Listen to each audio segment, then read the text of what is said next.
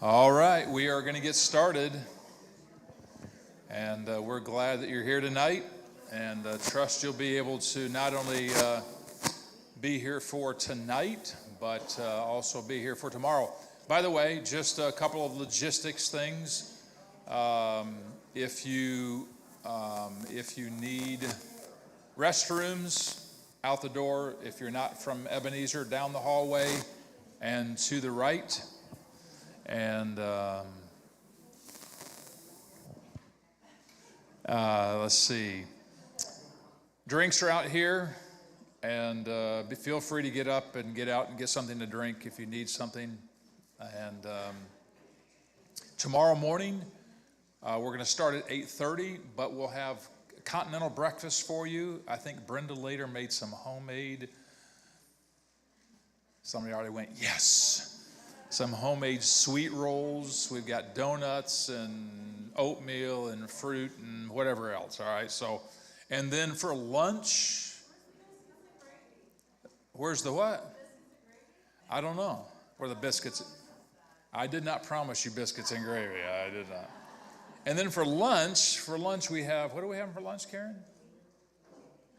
Chicken and noodles, beef and noodles by Miss Irene Stilson. So you know what are good, all right? Some sandwiches. So anyway, so tomorrow so we'll start at 8:30 tomorrow. We go until 1, right? 1:30, somewhere around there. Anyway, we'll go until we're done, all right? You'll have time to get home, watch the Buckeyes, 4 o'clock. It's Minnesota. They're going to win anyway, so it's not a big game. Anything else, Karen? If you have not paid, it's $10. You can see Karen right here. Karen, wave. Right there's Karen. Or Jim Martin. And I don't know where Jim Martin went. He's here somewhere. He's in a purple chieftain sweatshirt. And you can see Jim if you have not paid, didn't pay online or whatever else. All right? So we're going to pray, then I'm going to turn over to Dr. Delancey. Had the privilege of going to Cedarville University, Cedarville College when we were there. Right. It was nothing then, all right? Now Cedarville University, Dr. Delancey and I went to school together. He was a year ahead of me. He obviously is a lot smarter than I am. He's a doctor and he's written several books, and so, he's the brains, all right?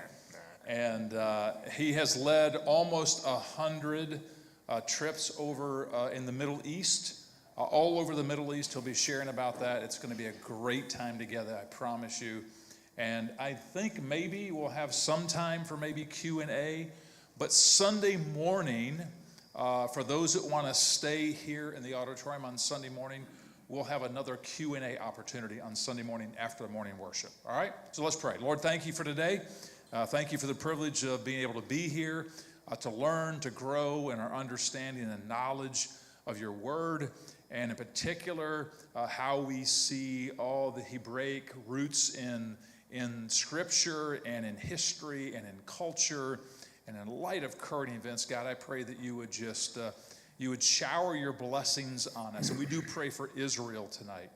And we pray for our friends who are in Gaza right now fighting. Think of Ron and his son and his family members that are there fighting, God. And I pray for our own service men and women who are in the arena. God, I pray that you'd protect them. And God, we do pray that you would eradicate the wickedness of Hamas and Hezbollah and Iran and all those who would try to destroy your people, and not only destroy your people in Israel, but destroy us as well. And so we pray that in the name of Jesus. And everybody said, hey, would you give Dr. John Delancey a big, warm Ebenezer welcome? Thank you. Thank you. I think I'm on. Can you hear me now?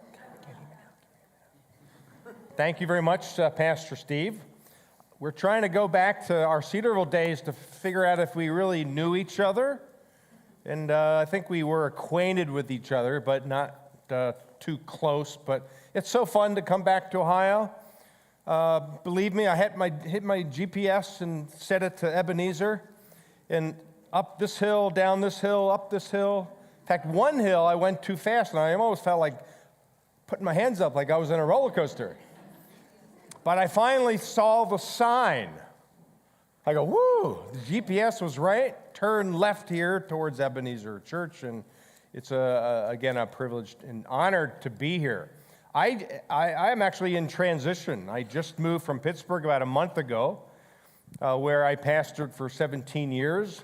And then we developed this nonprofit ministry called Biblical Israel Ministries and Tours, and I just felt God's leading to pursue this full time. So this is what I do, lead multiple trips a year. In fact, probably tomorrow I'll cut out a little piece in our program to talk about some modern events, of course, the war and my perspective, and I'm glad that you already had a Sunday, last Sunday, to honor that. I'm sorry I couldn't hear you. I tried to Zoom on with you, but maybe you were here Sunday and it didn't work. So you probably just saw me looking pretty stupid, just sitting there and say, I can't hear you. But I'm glad that you can hear me now, and glad that you are here. So you'll need a couple things in front of you. In fact, it's well prepared for you. First of all, the participant's guide. We're going to start on page 4. This needs to be a little updated a bit. I think it has some outdated information, but in terms of the material for the 6 sessions that we're going to do, it's actually 7, but we're going to combine 2 of them. So if you are a note taker, you will want to make sure that you have a pen in hand, and most of the underline the underline slots where you can fill in a word is either bold or in a different color. So I'll try to tip you off if you are taking notes. If you are not a note taker, no problem. The guidebook is simply to lead you through what we're going to talk about. And we're going to cover 2 sessions tonight. An introductory session that I call Physical Settings of the Bible. And then the second session on the geography of Israel. And I think we can accomplish that. We'll take a break, of course, between the 2 sessions. And then tomorrow morning, we'll start right off with biblical archaeology, and then the Hebraic background of Jesus, Old and New Testament Jerusalem, and customs and culture of the Bible. Tomorrow, the longest session is the archaeology one, although we could spend all weekend just on that topic. But we are here to create the context so that we can learn the Bible within the context of the land and culture and archaeology and history, geography, and all of these disciplines. So again, that's what you'll need in front of you. I'll describe our resource table as we begin the second session after our break this evening. So thanks for your warm welcome, and it's a pleasure to be here. Now, with 2 screens, I'd like to probably just position myself up here somewhere. And I'll probably just point to one. So I hope you don't do like a ping pong match, but certainly if you're positioned to look at this screen better than that one, that's sort of how it goes. Just glance over to where I will be pointing once in a while. So again, we're going to unfold this first session, which is meant to be an introduction, if you will, to some basic concepts. But I do hope, first of all, that this will excite you about the truth of God's Word. We're on common ground here because we view God's Word as completely inspired, infallible. It's historically accurate in every detail. We'll talk about that as we mention how archaeology can confirm and reveal the biblical history. But I hope that this seminar, both tonight and tomorrow, will not only excite you, but I hope it will also engage you within the context of the Bible. The context of the Bible will unfold in different ways, as you'll see in just a moment. But ultimately, we're not here just for information. And believe me, you're going to learn a lot about the Bible in context. But we're all about deepening our faith walk with Christ, and I hope that in some way that this will encourage your walk of faith. In fact, I inserted a couple video devotions that I post on our app and our YouTube channel. More detail about that later. But so I hope that we'll maybe in between the bits of information that I share, we'll sort of back out and sort of look for ways that we can maybe look for and apply some life lessons along the way. So what we're going to do primarily is, first of all, we're going to get to know what I call the playing board of the Bible. Here's a fill-in-the-blanker if you are a note taker, and a pretty straightforward concept. I want you to tell me maybe the first time that you played any of these games. Just shout out really loudly. What were the first couple things that you had to do in order to play the game effectively? We're talking about Scrabble and Monopoly, any board game. Know the rules? Know how to spell. Exactly. Who else? You have to take turns. Usually some smart aleck says, oh, you have to learn to cheat, but we're good Baptists here, so we don't know what that's all about. I grew up in a Baptist church, and as you already heard from Pastor Steve, I went to Cedarville. All of us kids did, so I enjoy and really admire my heritage there. But what else? Maybe you have to learn the pieces, you know? You sort of have to know, can I say, how the board is set up, like a game of chess. Now, this is pretty straightforward. It's almost like a checkered board. But how in the world would you learn how to play a game that involves three people, sort of like this? You would have to know how the playing board is set up, correct? Now, here's the $64,000 question for tonight. It will reveal a lot, Pastor Steve, of your congregation to me. How many of you are Star Trek fans? All right, we have a few honest people, like 6 of you, 7, 8, 9. Of course, I'm just joking about that. How in the world would you learn how to play a chess game with Leonard Nimoy if you're facing him with a 6-level board in front of you? You wouldn't have any clue of how to play the game.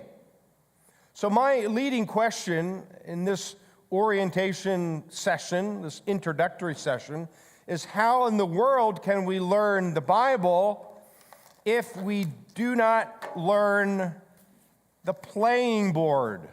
Think of this as the playing board. Here comes Abraham, Isaac, Jacob from the north, Mesopotamia. Here comes Joshua from the east. They conquered 31 cities according to Joshua 12. Here comes David and Solomon. Here comes all the prophets. Here comes this guy named Jesus, born in Nazareth, right here. And this is the playing board that he knew as well. So our starting point, in order to help us understand Bible and context, is we first of all have to learn the playing board. The topography, we're going to talk in our second session, the uniqueness of these 15 regions, from the north with the Lebanon border, the Syrian border, the east, the Jordanian border, the west, of course, the Mediterranean Sea, and all the way down south, the Red Sea. Israel's a country about 300 miles in, in length, excuse me. Oh, that pizza was good. I'm tasting it for a second time. 300 miles in length, and can you believe it? Israel's only maybe 75 or 80 miles at its widest point, about right here. Of course, we all know what's happening here in a place called Gaza. But this is the playing board. Don't think of it as just a map of Israel. Think of it as where most of the events of the Bible took place, with a few exceptions, of course, Paul, mission trips, Asia Minor, and so forth. But even those lands are technically Bible lands as well. So this is the beginning concept that I want us to consider, the playing board of the Bible, and it provides us context in unique ways. So, playing board. Let's spin around the world about 6,000 miles, and we're going to take a look at Israel from the south. Just a really quick Google Earth representation, looking at the Red Sea, the southern highlands, the Negev, there's the Mediterranean, there's the Dead Sea, here's the hill country of Judah, there's Jerusalem, there's Jericho, here's Carmel, here's Jezreel Valley, there's Nazareth, Sea of Galilee, and the north. This is the playing board of the Bible, and we are going to learn it within the boundaries of geography, topography, history, and archaeology. We are aiming to learn the context of the ancient world of the Bible. Context. That's the main word of this first opening session. Just like if you are a realtor, what's the key word? Location, location, location. So context is what we're all about as we unfold the physical settings of the Bible. Now, I am borrowing a term from one of my professors was Dr. Jim Munson in Jerusalem. I studied there actually during my third year of Cedarville. I studied in Jerusalem as an archaeology student. And his son, who now teaches at Trinity Seminary, his name is Dr. John Munson. Maybe you've heard of the name. PhD, Harvard in archaeology. You really can't be more prestigious than that. But John uses this term, physical theology. I really love the term. Now, I'm sure Pastor Steve and the staff, you're well grounded in solid systematic theology, biblical theology, but consider physical theology. It's where we pay attention to the physical settings of the Bible. Now, some of you have been to Israel. Show of hands, please. I think a number of you. And yet some of you maybe aim to or want to, and maybe some of you will never get there. This is our way to bring Israel to you, but also this is our way as a ministry to bring physical theology right to this sanctuary so we can unfold the context of the land and understand that all of these disciplines make up context or the physical settings of the Bible. You can see them unfold on the screen like religious culture, geopolitical, time periods, climate, topography, proximities in terms of how close or far cities are to each other, physical sites. We're going to actually go to a number of real McCoy, genuine biblical archaeological sites. But all of these themes, if you will, make up context. In fact, this is what brings an awareness to us so that we can begin reading the Bible with what I call a three-dimensional perspective. It's so important to look at the Bible through the lines of the Bible and be able to understand the physical theology as the context for many of the stories in the Old and New Testaments. So our challenge, of course, is that we have to put together the pieces of the puzzle in order to bring the Bible to life. And that's what I'm aiming to do through this seminar. And we, again, teach this all over the country. And I hope in a small and humble way that this will maybe even whet your appetite to begin looking and reading and studying God's Word in the context of the ancient world of the Bible. Of course, our challenge is that we live in a 21st century world, culturally speaking especially, so we have to sort of bridge the gap between the two worlds. We really can't read the Bible with Western eyes. We can try, but we miss so much detail.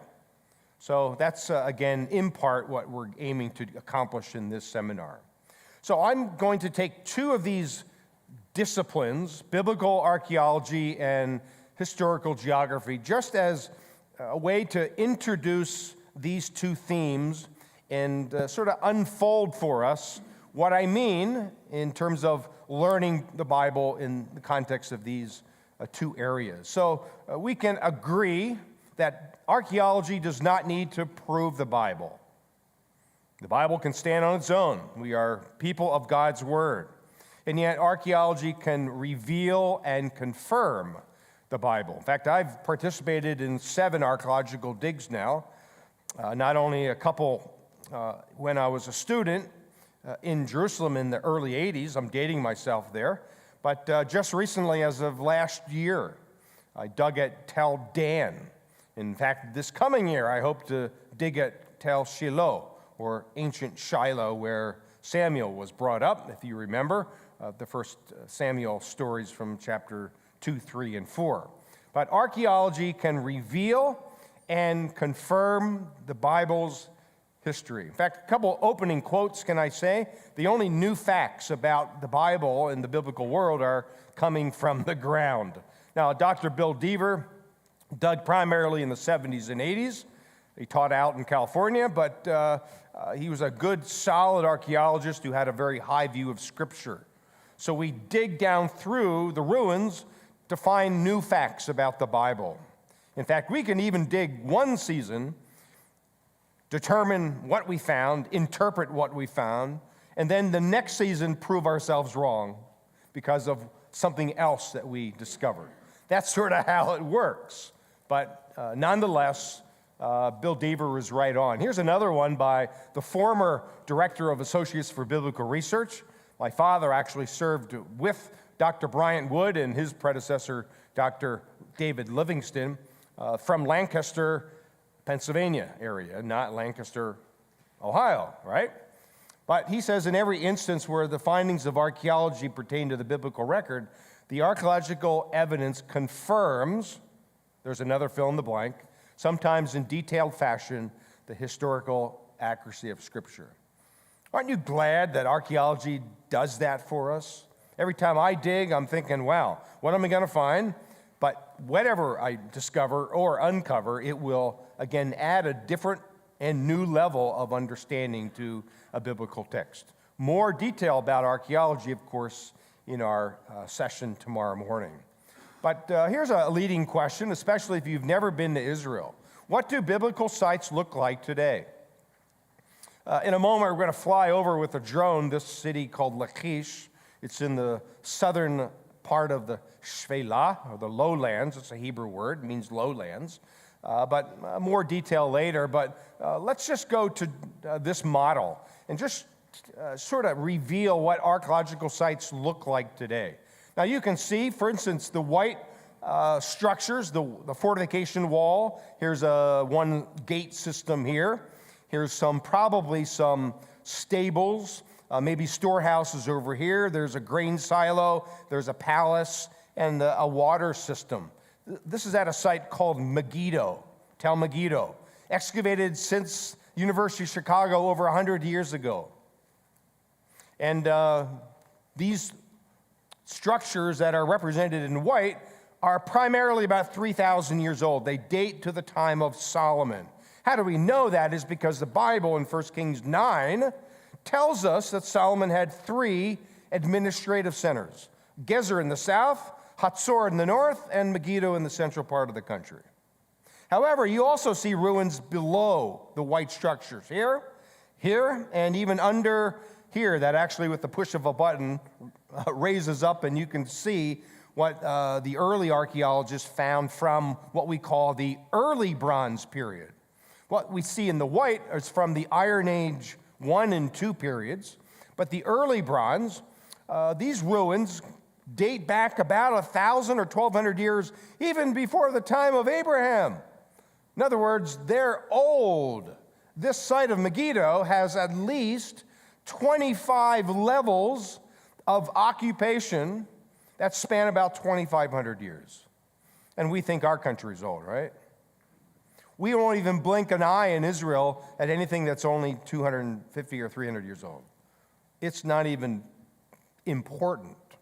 So think of all of these layers of occupation as time periods. In fact, in the days of Solomon, this is what Megiddo looked like. It was a well-fortified city, guarding one of the most important valleys in all of Israel, the Jezreel Valley. Think of an archaeological site, minus the ice cream, by the way, as a piece of sliced chocolate cake. We're not having cake tonight, are we, Steve? Okay. So now I'm getting you hungry. Think of all of these layers as occupation layers. Here comes the first layer. The site may start as a hill, most likely, and they build on this level. Then here comes another invading people group. They either destroy it or it's abandoned for some reason, and they leave the ruins there. Here comes another people group, and they build on top of what was there. And then another group, and another group, and another group. Sometimes there's blending of layers. We call it stratigraphy. But can you imagine? A site more looks like a piece of lasagna than a piece of cake, because some of these layers sort of blend in together. In fact, when we dig, we're looking down through these layers and literally exposing them as we dig down lower and lower. So think of an archaeological site as an accumulation of one occupation level after another, especially the Old Testament sites. So how did these layers, another good question, get all covered up? Another picture of Megiddo, by the way. There's a gate built by Solomon. There's the Canaanite palace. More ruins from the Canaanite period over here. So how did all of these levels get covered up? Let me take you to Jerusalem. This was our view from the library building at where I studied, called Jerusalem University College today. It was called the Institute of Holy Land Studies. We're looking across the Hinnom Valley to the church called St. Andrew's. It's a Scottish Presbyterian church. You can see the flag on top. In fact, our professor was the organist there. In fact, just at the base of the steps leading into the church, they found the most important burial tomb from the days of Hezekiah in 1979. We'll see pictures of that later, tomorrow. But take a look at that picture, pretty clear sky. You can look across the valley, no problem. Here's the same picture in a dust storm. Same angle, same perspective. You can hardly see the church, right? Now think of all of that dust in the air. It's not like Israel's one big dust storm all the time. Israel has something called, in fact, it's mentioned in the Bible, the eastern wind, Khamsin in Arabic. It means 50. Although it comes maybe 10 or 15 times a year. It blows dust from the east, from Saudi Arabia and the Jordanian deserts, and it really covers the sky. But think of all of this dust and how much all the debris would accumulate, not only just over a week's time. You can put a piece of paper out in the summer, regardless whether there's a sandstorm or not, and in 1 week's time, that piece of paper that you put out in your backyard is already covered with dust. But think of this multiplied by thousands of years. This is how these abandoned sites have now completely been covered with dust and debris, and it's our job as archaeologists to dig down through these layers of occupation. So let's look at a short video, and I'll try to talk over it, of good examples of biblical sites throughout Israel. And we're going to notice how often the site is mentioned in the Bible, but I'll also point out a few things as well. So here we go, really quickly, as we understand the concept of how these sites have been now uncovered by archaeologists.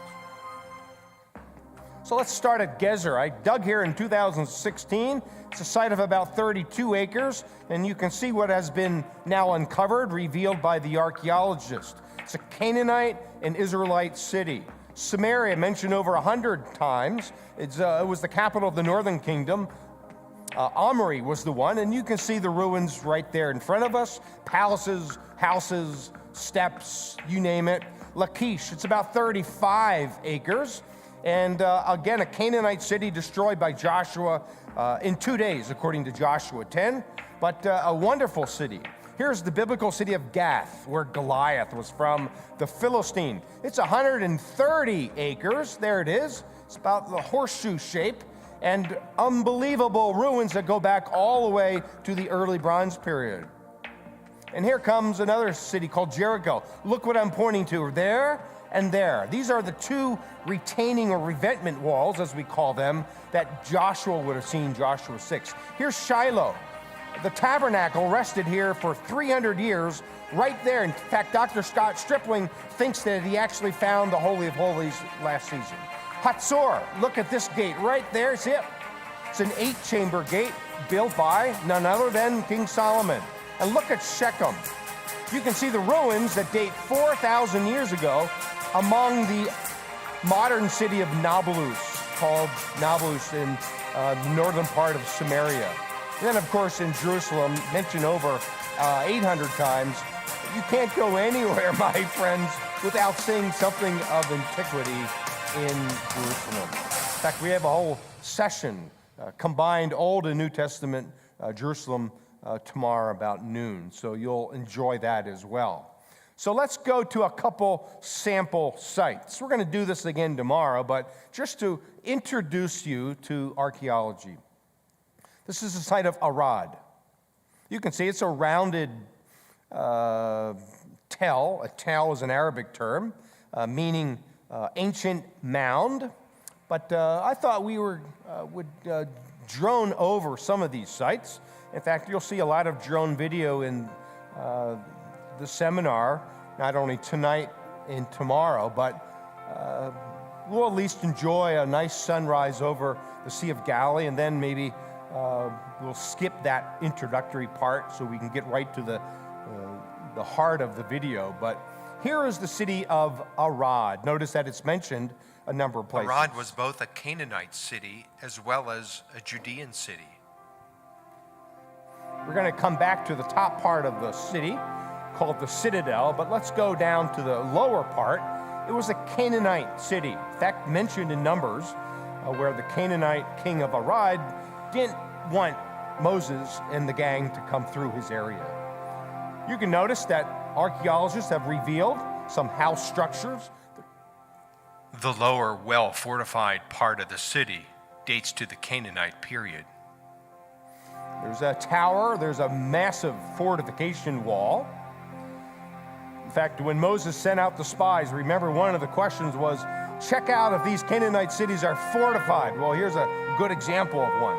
But let's go to the top and talk about what was discovered here back in the 70s. A false worship center was built here by the Judeans in the upper part of the city. Kings like Hezekiah and Josiah brought an end to these high places. So we're walking into the temple here. Here's the courtyard. We'll return to this tomorrow. There's the altar, the sacrificial altar, and the Holy of Holies. This false worship center was to replicate the Solomonic temple about 75 miles to the north in Jerusalem. But kings like Hezekiah and Josiah brought an end, a reform, if you will, and brought an end to these high places. So here's a good example of how archaeology can unfold for us some of the biblical narratives of, for instance, 2 Chronicles 32, or about Josiah, chapter 34. But the second discipline that I want to cover tonight is the discipline of historical geography. In fact, there's Israel. You can hardly see it, right? Unless I circle it and even put an arrow next to it. And by the way, today, Israel is the only Jewish state among about 22 plus Muslim countries. We'll talk about some of the modern issues maybe later on, but that's how small Israel was. However, when we talk about historical geography, it's simply the study of the land, of the Bible, and an examination of the historical events that took place on the land. It's not a rocket science definition. I apologize, but it's basically just a way for us to understand the importance of the land. Historical geography is a wonderful way of reading your Bible with that eye towards what happened there historically and where it took place. In fact, it involves the study of topography. I have a big topography map here. As we introduce the second session after the break, we have other smaller maps available, but just to glance at this map will tell you right away that Israel is not just one big desert. I have people on my trips all the time, and we go south first, through the lowlands, and they're expecting to see all desert. And certainly Israel has deserts, arid areas like the Negev, southern highlands, Judean desert. But on trips to where we go north, they don't see the desert until we come down to the western shoreline of the Dead Sea. They're just amazed. It's not a desert. It's not sand and rocks.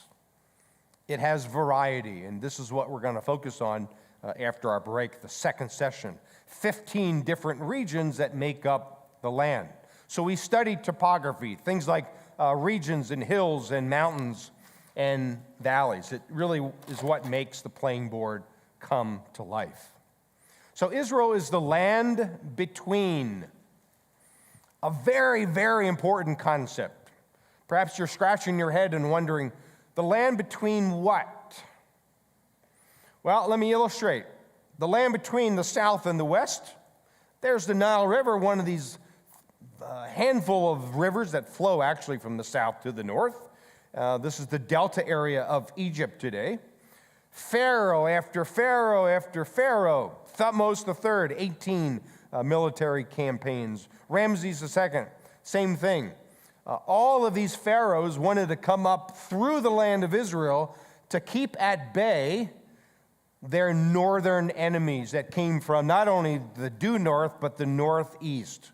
In fact, this area of the Tigris and Euphrates is where Abraham comes from in about 2000 BC, but it's also the home of the Mitanni, the Hittites, the Sumerians, the Assyrians, the Babylonians, the Persians, and even Alexander the Great in the 4th century BC comes all the way and conquers land throughout what we know as this area of Turkey and to the east as well. So these people groups always wanted to come down through the land to keep their Egyptian enemy at bay. Talking about military campaigns. And what's stuck in the middle, my friends, it's the land between. Israel. Israel was the most important piece of real estate, hands down, in the days of the Bible, just because of its location. Here again is where Israel is. I love this satellite view. Although it looks like snow, believe me, it's not snow. But here we see the Nile River flowing to the north. There's all of Sinai, which is in Egypt today. Since June of 82, the Israelis actually gave the other half of it back after they conquered it in 73. Here's the western finger of Saudi Arabia, just on the east side of the Gulf of Aqaba.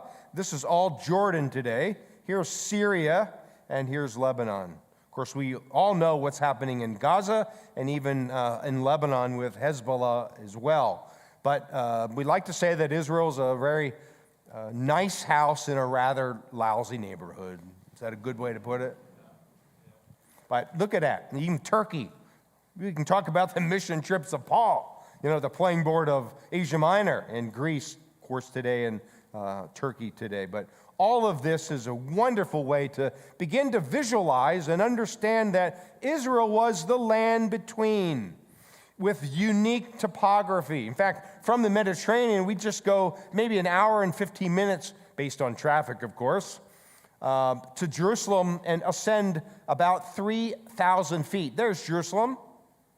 And then we can only go 18 miles to Jericho, or maybe add a couple more miles to the northern end of the Dead Sea, and we drop from about 3,000 feet in elevation to almost 1,400 feet below sea level.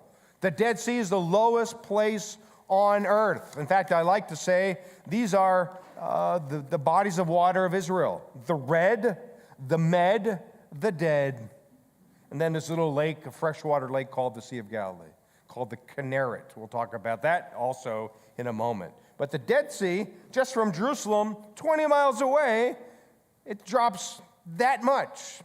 It's the lowest place on earth. And then we go to the north. Even the Sea of Galilee is close to 700 feet below sea level. And then take a look at what's north of the Sea of Galilee.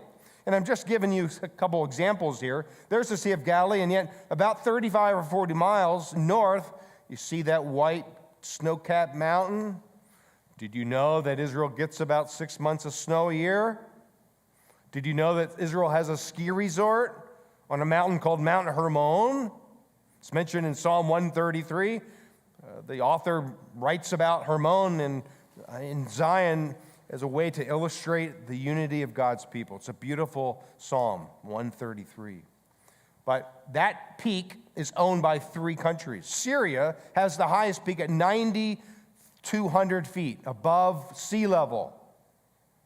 That means from the Sea of Galilee, which is close to 700 feet below sea level, all the way to the highest peak owned by Syria today of 9,200 feet, if my math is right, that's almost a 10,000 foot elevation just within about 40 miles.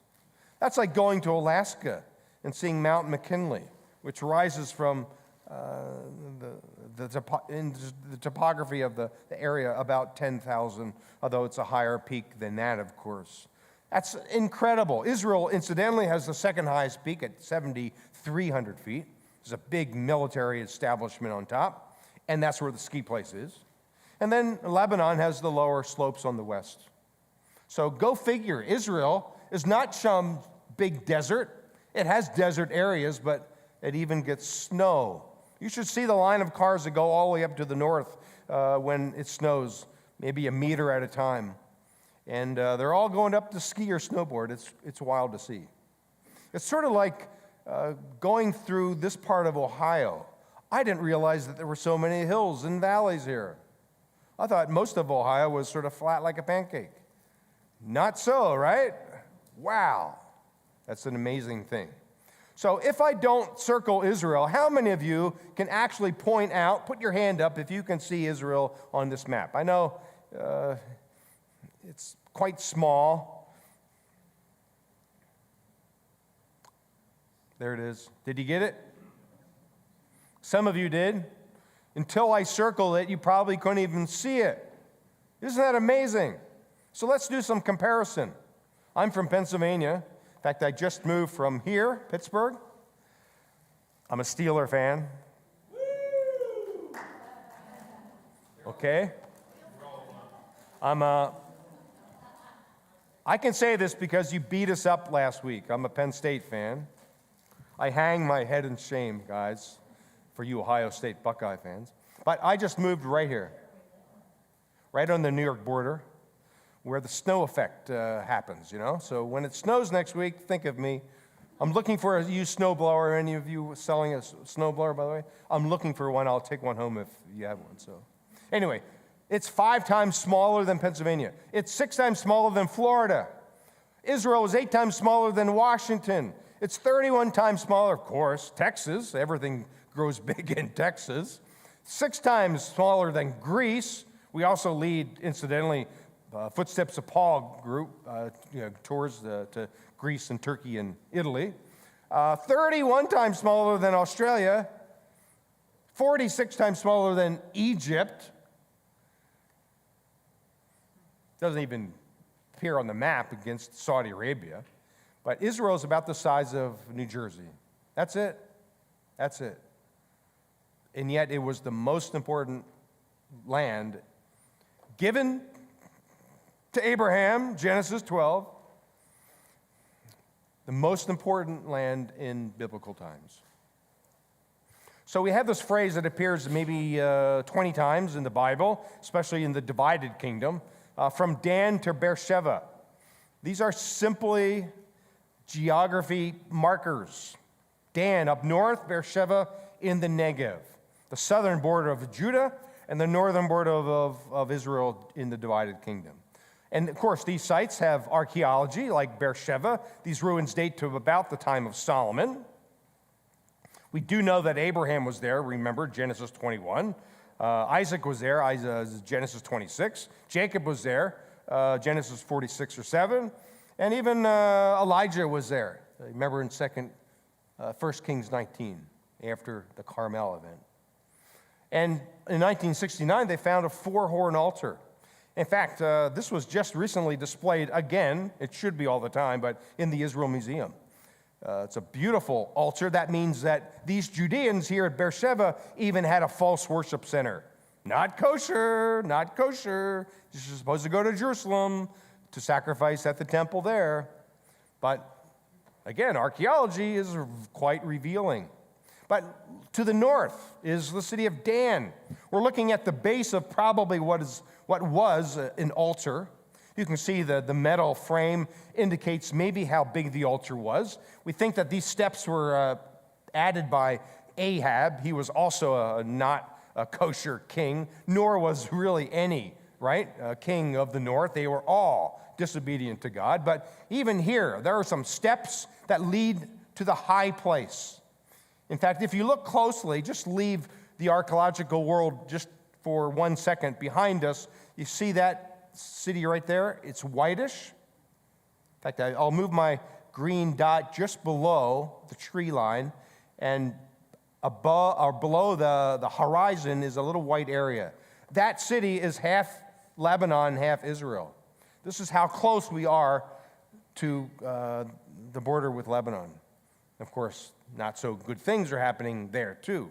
But just as I like to say, a disobedient pattern was established here, even from the time of the Danites, who in Judges 18 took the city of Laish. It was formerly called Laish, and they renamed it Dan. And then here comes this guy named Jeroboam, who in 1 Kings chapter 12 builds a high place. And he set a golden calf, one at Bethel, at maybe 10 miles north of Jerusalem, and the other he set right here. Can you imagine that? We have archaeological confirmation of 1 Kings 12 right in front of us.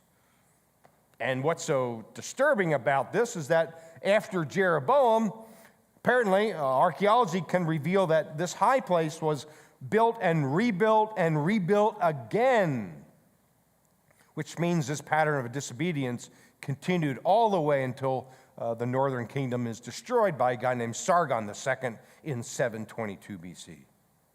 So this pattern of disobedience, of course, led the northern kingdom to their final state of destruction. Maybe this illustration is a better way to picture what this high place looked like. There's the altar and the steps leading up to the high place itself. Incidentally, there's Mount Hermon. That's how close we are, which means all of these western hills are Lebanon, and that peak is in Israel today. So physical setting questions, whether I'm on a trip leading or guiding a group, or whether I'm teaching in a classroom, these are good questions to ask every time we're opening up our Bible and reading about a historical event or story. Where are we? It's a question about region or topography. What does the site look like? This is where we sort of have to have an understanding of the archaeological record that confirms the history. Another good question is what took place before. And this is where we look at not only the biblical record as historical fact, but other extra-biblical mentionings of the site. And that has happened and is very helpful. Or another key question, a cultural question, because we find things like shrines and high places and idols and all kinds of pottery that sometimes tell us how people lived there. And another question, what scriptural or extra-biblical text then connect us with that site? All of these questions maybe you've never thought of before. But they're important if we're going to sort of get behind the scene and read between the lines of even some of the stories that we know well, and some of those will be illustrated in a moment. So can I say, before we just move on to a few other examples, is that physical settings is all about connecting the dots between the ancient world of the Bible and Scripture. Connecting the dots. So let's take a look at a couple sites. And this is, again, sort of just to wet your whistle for what yet is to come. Let's go to this site. We could spend 20 minutes just talking about Acts 8, Acts 9, actually Acts 10, 2, Acts 12, Acts 21, Acts 26. Peter, Paul, and Philip. We're all here. Sometimes I say Peter, Paul, and Mary. But as good Baptists, we never listened to that music, did we, back in the 70s and 80s? Especially at Cedarville. It was always the Imperials or B.J. Thomas, you know. I'm just kidding. Here's the reconstructed theater.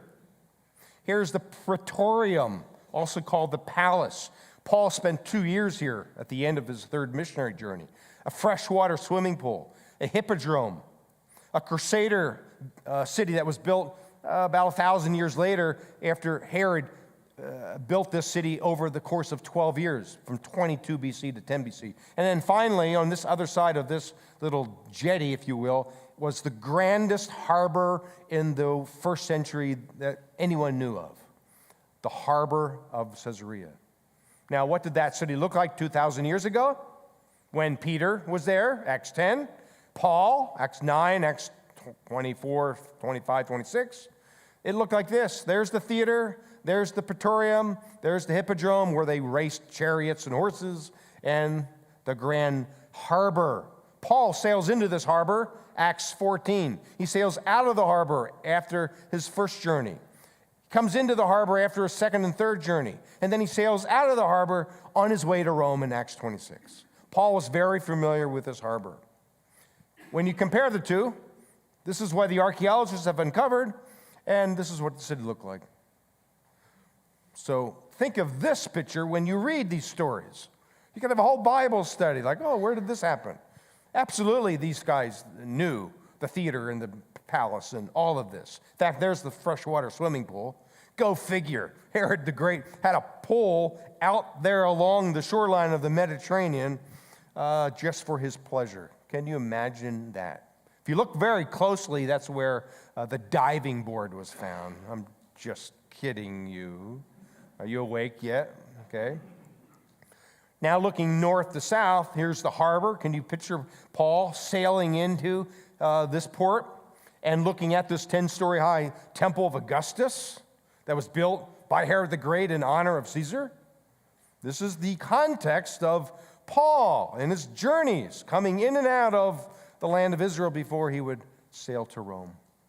In fact, in 1986, they did some underwater excavation. As a student back in the early 80s, we used to snorkel over the foundations of the harbor. You can still see the outline of the harbor. Josephus, the Jewish historian, talks about how the harbor was a massive structure. In fact, how did they build the foundation? Is that they brought in volcanic ash, and they dropped it into these big caissons, and they dropped it literally into the water where the ash became like cement. And that's what served as the foundation for the harbor itself. And today we can still snorkel over those and see them. Let's just, for the fun of it, take a look at Caesarea from a drone perspective. Maybe one more time we'll enjoy the sunrise. And then in future drone videos, I'll maybe skip the sunrise, since we've seen it a couple times, but it's not too shabby. Would you agree? We call it Caesarea Maritima because there was another Caesarea up to the north named after Herod the Great's son, Philip. Here it is, Acts 8, 9, 10, 12, 26. Caesarea was a city built by Herod the Great. It was a 12-year project beginning in 22 BC. It's a restored theater, unlike others found in Israel. Notice the guy in the middle of the pool. He's probably standing where the diving board was. I'm just kidding. Here it is. In the days of the Bible, Peter, Philip, and the Apostle Paul knew this city well. The Praetorium, they actually now, this past year, dug down to the first century ruins, which is really exciting, just over here to the right. That would date to the time when Paul was here, under guard for 2 years, according to Acts. Let's go north and see the Crusader walls. Right Over there. 1,100 years after Herod, the Crusaders also had a presence here. The harbor was over here. on the far side of this area, right there.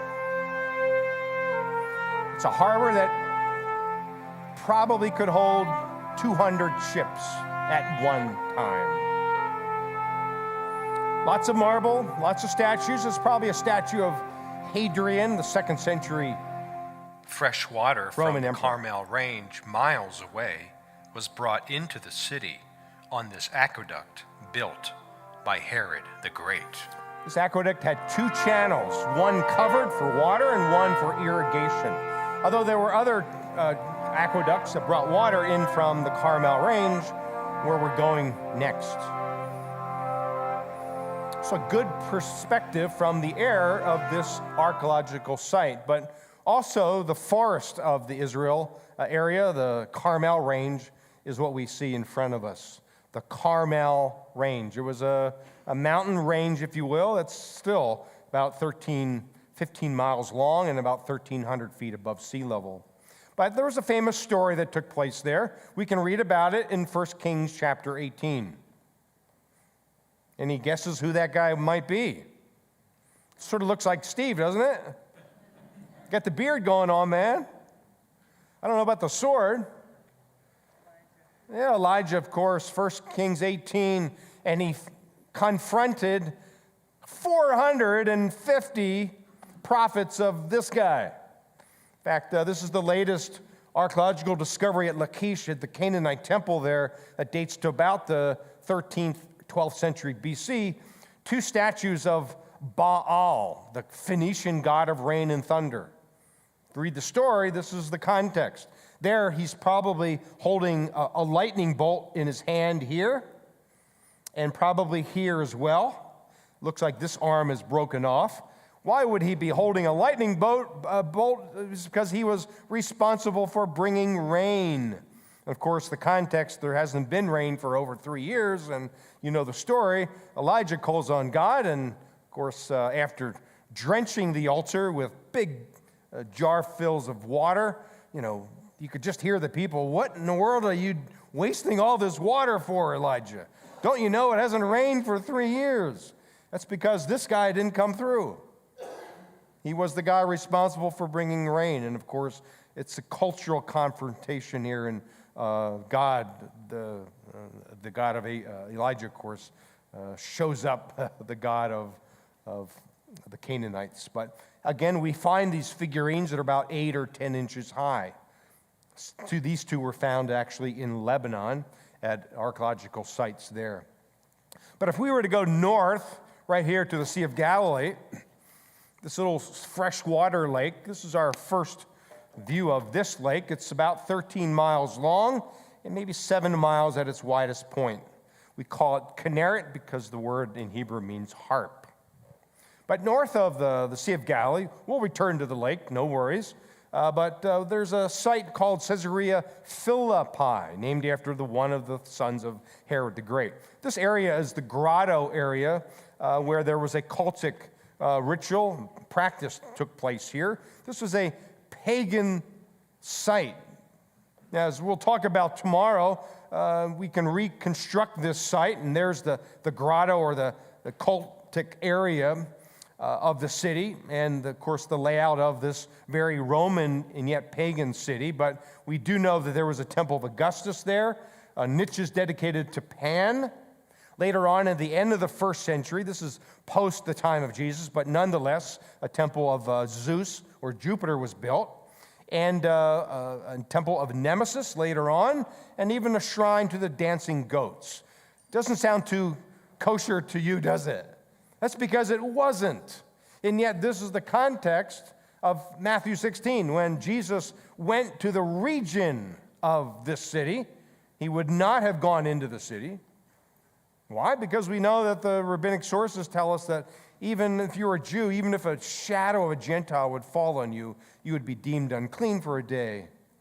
But in the region of this city and what it represented, Jesus asked the final exam question of his disciples. Who do you say I am? And Peter says, you are the Christ, you are the Son of the living God. Imagine that question in the context of what this represented. This is why we say proximities matter. locations matter when we create context.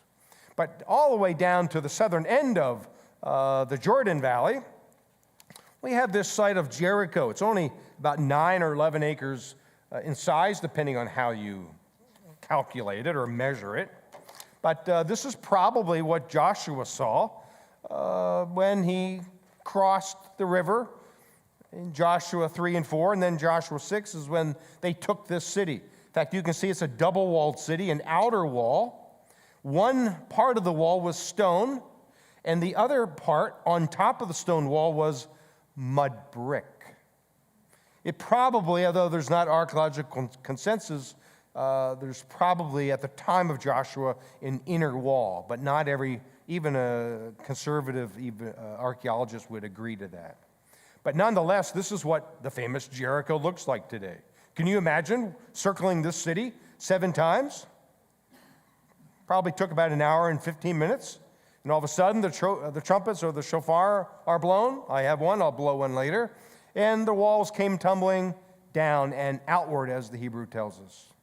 So here's a good example of the stone wall that supported the mud brick wall on top. Tomorrow morning, I'll show you a piece of mud brick that I have in my possession that came from Jericho. So, my friends, you're looking at a wall that Joshua saw. Can you imagine how thrilling it is to read Joshua 6 in context? But the desert of Judah, Jericho's way up here on the northern end. This is pretty much the Judean desert and what it looks like today. But we'll return there in our next session. But let's end this introductory session with just our first experiences of Jerusalem. There it is. Beautiful place. In fact, if you follow my green dot, I'm circling the walls of the old city, as they're called today. It's about 2.8 miles in circumference. And the walls are not that old. They only date to 1537 AD, built by Suleiman the Magnificent, the Turkish emperor, the Ottoman emperor. Remember, the Ottomans were here for exactly 400 years, from 1517 until 1917. So we talk about the old city walls. Again, I can do the same thing now looking south to north. This is the southern wall of the old city. This is the western wall of the old city, the northern side, and the eastern wall. And of course, here's the Temple Mount. All kinds of details coming tomorrow about what the Temple Mount represents, even today, and what Jerusalem looked like in the days of Jesus. There's the famous Western Wall, one of the retaining walls built by Herod the Great.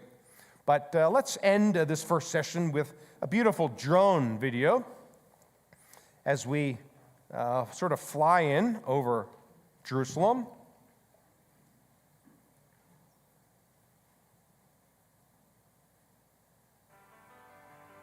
And I think we'll, oops.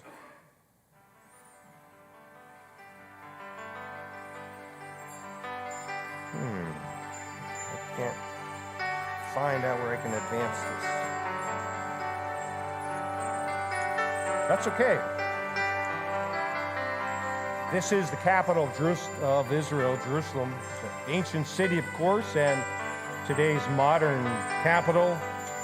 You know, the U.S. Embassy is there now since the last administration. But look at how we can look from the south to the north, straight up the Kidron Valley. You can see the city of David here. You can see the Mount of Olives to the east. Notice that the Mount of Olives is higher than the city of David and even the Temple Mount, matching perfectly what Psalm 125 says, as the mountains surround Jerusalem, so the Lord surrounds his people both now and forevermore. So it's a beautiful area, perspective, as we now take a look at the Temple Mount and all that represented, of course, in the days of the Bible. But now let's fly in from the east over 2 biblical cities that are mentioned in the Gospels. One is called Bethany. Not much archaeology is here, other than we know this was the home of Mary, Martha, Lazarus, and Simon the leper. But then further to the west is Bethpage. Remember, Luke 19 is where the two disciples got the colt for Jesus on Palm Sunday. But look at how the view just unfolds from the top of the Mount of Olives. Now we can begin seeing the Temple Mount across the Kidron Valley. This Mount of Olives is filled with a Jewish cemetery. Hundreds of thousands of Jews are buried there. But look at how we can now see the eastern wall of the temple, the southern wall, the steps, and of course, where the first and second temples once stood. Today, the Dome of the Rock stands there. It dates to 692 AD. It's a Muslim tradition of where associated with Muhammad. Now we can look how large the Temple Mount is today. You can hold about 12 or so football fields. It's about 36 acres in size. There's the famous Western Wall. Again, all this in detail tomorrow. And Jesus would have been familiar with the city 2,000 years ago. Even from this area, we can see the hills of Jordan. The Dead Sea is about 18 miles to the east, but looking down now to the city, there's Jaffa Gate. There's probably the most likely area where Jesus was crucified and buried. We'll talk about that tomorrow. Today it's called the Church of the Holy Sepulchre. The archaeological record seems to point to that area. But a beautiful first view of Jerusalem as we bring this first session to a close. So what we're going to do is we're going to take, maybe 5-7 minute break, stretch your legs, get some refreshments, use the bathroom, and then when you hear this means regather into the sanctuary. Are you ready for this?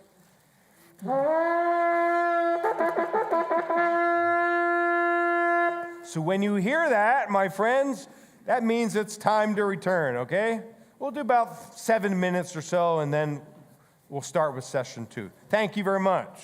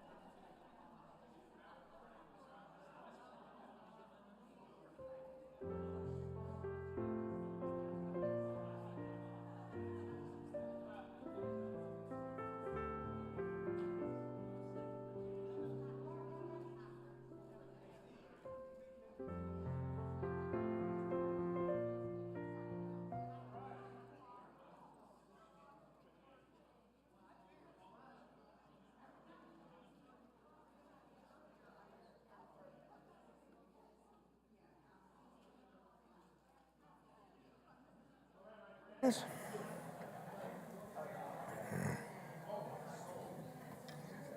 but he's already.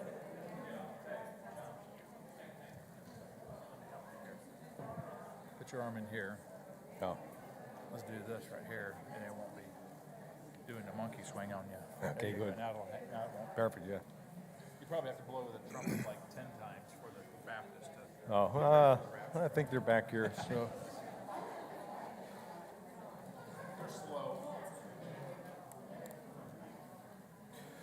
All right.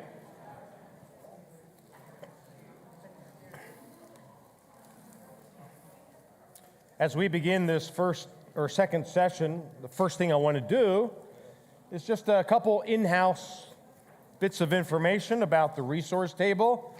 But before I unfold a couple slides about that, around your table you should have a business card. In fact, this should reflect our new address in Sugar Grove, Pennsylvania.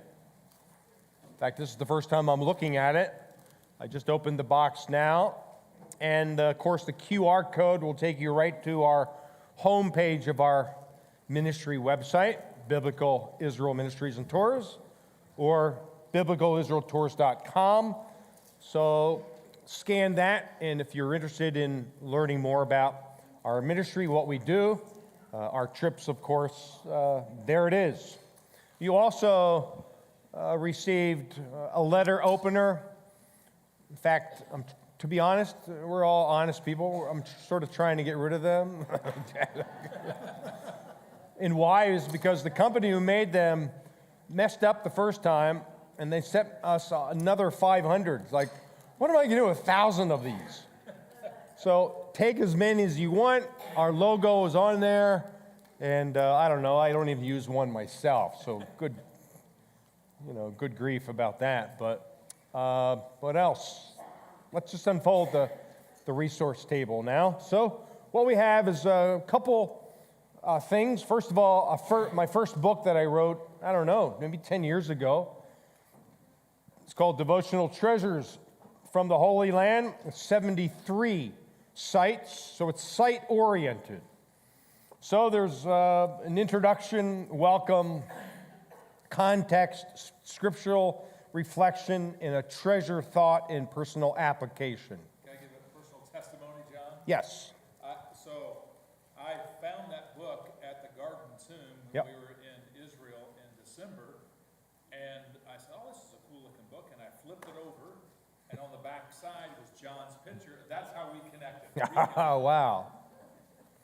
And it's a great devotional book too. So not too in-depth, but site-oriented. It's $15.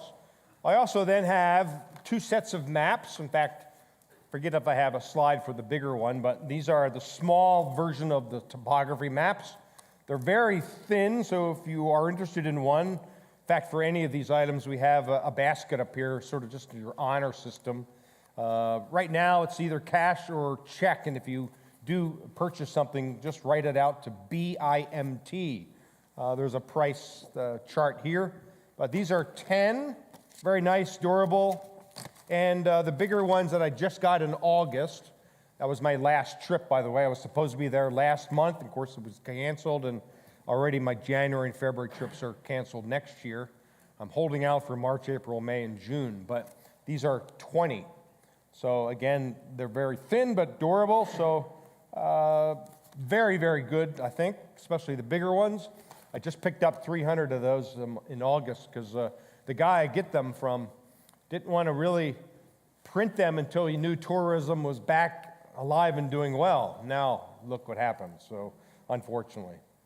The second book I wrote during COVID, when I had 16 trips canceled, it's a book called Connecting the Dots Between the Bible and the Land of Israel.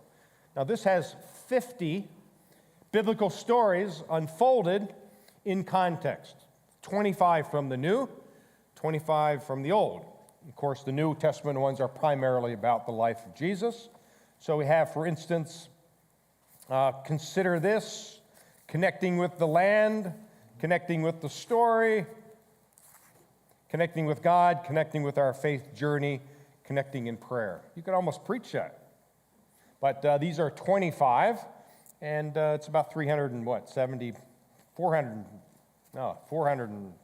pages, and a little more in depth, but set within the context of things that we already mentioned already. So that's 25. And then I have DVDs. I only have 5 left because hardly anyone, we're finding out, uses a DVD player anymore. But I also have another version of the same video on a thumb drive. Let me explain what they are. This is an hour and 6-minute video that captures 55 biblical sites. You've already seen a drone at Arad and Caesarea. You'll see a few more. But this is all of my drone material. Actually, I have about 75 sites now droned. And this is available for $25. And this is $40. Now, on the thumb drive, of course, it's a file. But there's 2 files. Not only do you get the narrated version that's on here, you already heard me narrate, just briefly narrate, but there's a non-narrated version on this too. It's an MP4 file, about 10 gigs each. So this is 40. It'll soon be 45. In fact, I think it's on the website, it's 45, but let's do it 40 for here, and 25. So let me just say that this is a deal of a lifetime because can I say that some of the Jerusalem drone that I had to buy myself at $300 or $400 from an 18-year-old kid because I tried to drone over Jerusalem, but it's impossible now. But before, back in the day, he could. So I had to actually buy some drone video. So at the end, credit to Isaac, you get all of this, 55 sites plus some drone video of Jerusalem that's worth $350. And then the background music is from 4 albums used by, with permission, I should say. It's called Ancient Paths. It's the beautiful musical background that seems to fit well the purpose of the video. So again, it's an hour and 6-minute drone video. I think really a unique resource. Guys like Ray Vanderline or the big players in Israel ministry, they wouldn't even dare give that away for that much. So our philosophy is to give it away as much as we can, capture some of the expense that was put into it in terms of creating it, but we want to put this into your hands. So that's why it's so low. So $40 and again, 25. If you're interested, again, honor system, whatever you want to do. We do have some still aerial photos taken from the drone video, and I do have them tucked away, but if you're interested in about, I think it's like 1,300 slides, that's $50. It's also on a thumb drive. We have 2 online classes, our ministry, it's called the Institute of Biblical Israel, and I'm really fine if you as a church or one person wants to purchase it. It is for a cost, but I don't really care if you use it for a Bible study or share it with others. The first course is called Physical Settings of the Bible. It's about 14 sessions and 7.5 hours of teaching. And even at the end of this class, you actually mark maps. You'll have to purchase extra maps from biblical backgrounds, but I sort of guide you along the map marking process. So that's an online course. And then there's the code if you want to purchase it. You get $40 off, so it's only $49 instead of $89. And again, if you're interested in this, I'll give you the codes later if you're not marking it down. And then the second course is called Dig It, Biblical Archaeology. It's 20 sessions or 14 hours of teaching. It's equivalent to a college course, really. And instead of 225 or whatever it is, 129 now, and then since you're attending the seminar, you just insert that code and you can get it for $79. This is a video lecture series. You can watch it as many times as you want, and again, it's online, so we want to avail this resource to you as well. Last but not least, maybe not last, but certainly not least, we just produced a new phone in tablet, iPad app. We just surpassed 1,000 downloads. Our goal is 2,000 downloads. And this app will allow you to not only view all of our YouTube videos, we have about 28,000 subscribers now, which in today's standards isn't much at all. We got to sort of 25,000, and I think YouTube or whoever monitors that, I think it sort of put the kibosh on it, so we sort of maintained just a slight increase since last year. So, but all of those YouTube videos, you can watch them through the app. In fact, our current series that I'm teaching, it's called Faith Journeys with God in the Land. All of those are downloaded on the app, so you don't have to go to YouTube. You just go to the app and you watch them there. We have now 62 little short 5 to 15 minute videos that I simply produce with my iPhone. Nothing fancy, but I take you to location and again blend a spiritual application and faith journey lesson. So the app is well worth it. Of course, the app will take you to our website and other resources, Bible study resources.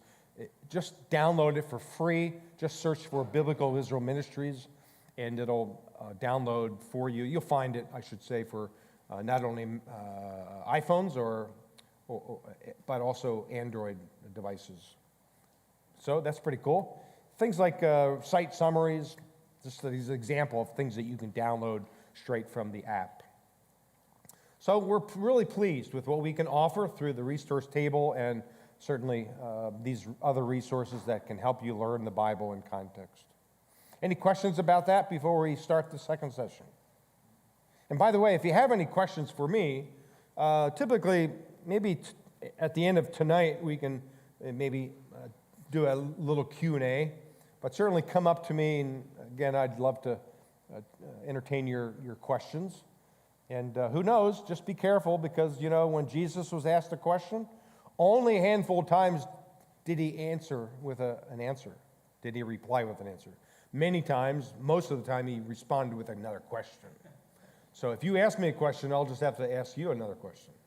I'm just kidding, of course.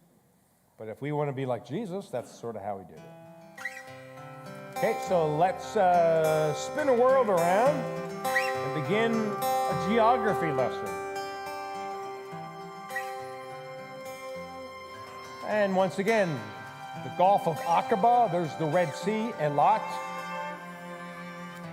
There's Gaza right there. Israel now has divided the city into two, which is a good thing.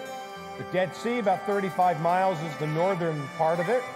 There's the Jordan Valley, all the way up to the Sea of Galilee, and the beautiful land of Israel. And we're going to learn about this land in detail as we walk through it together.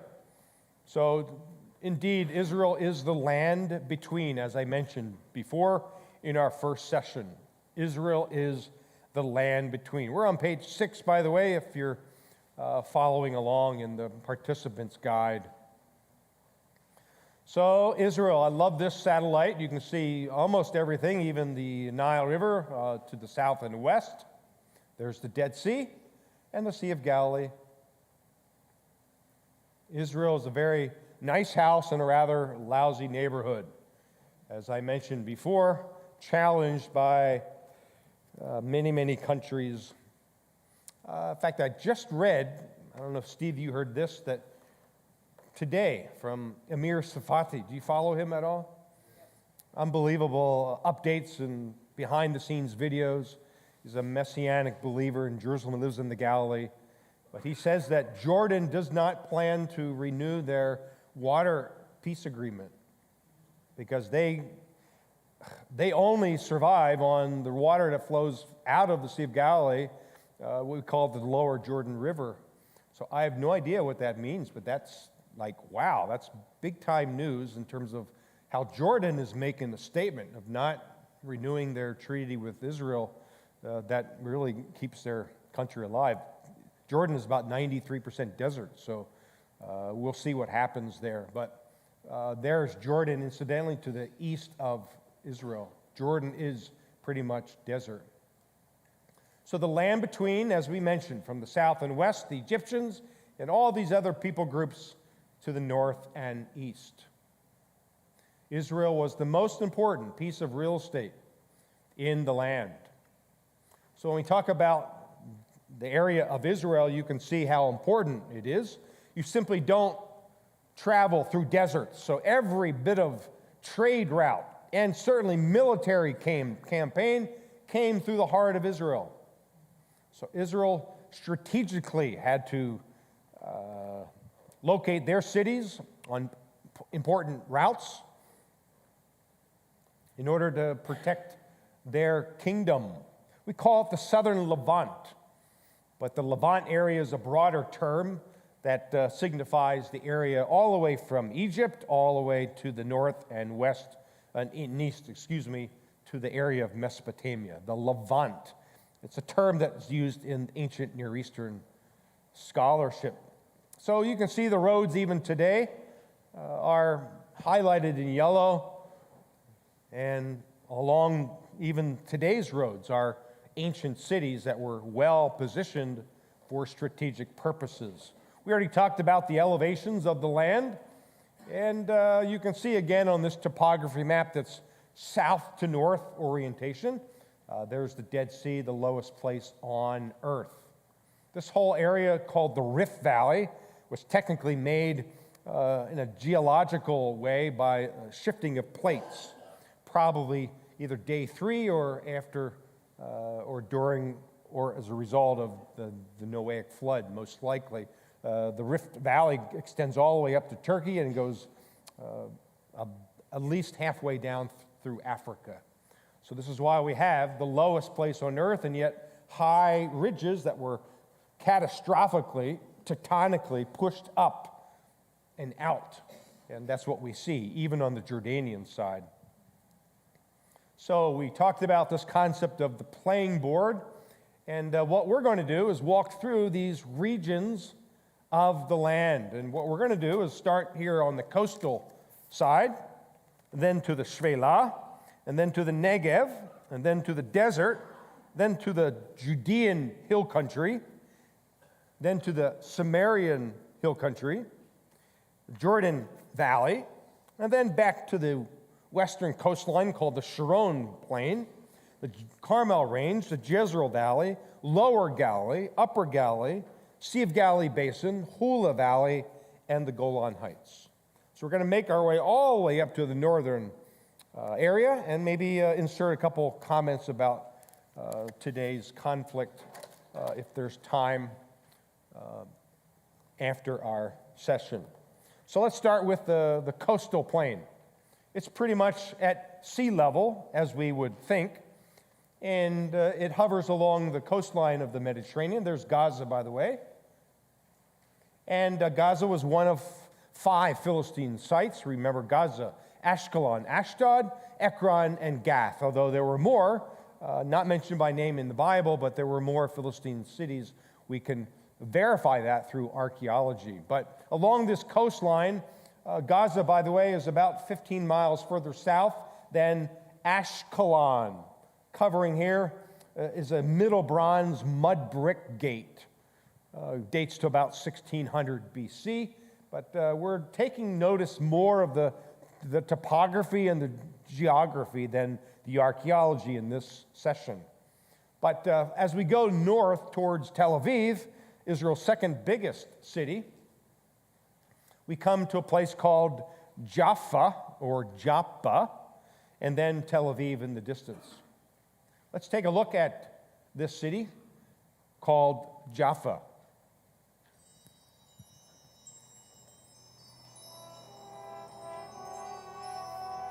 And I thought I could open this file up and move it around, but I can't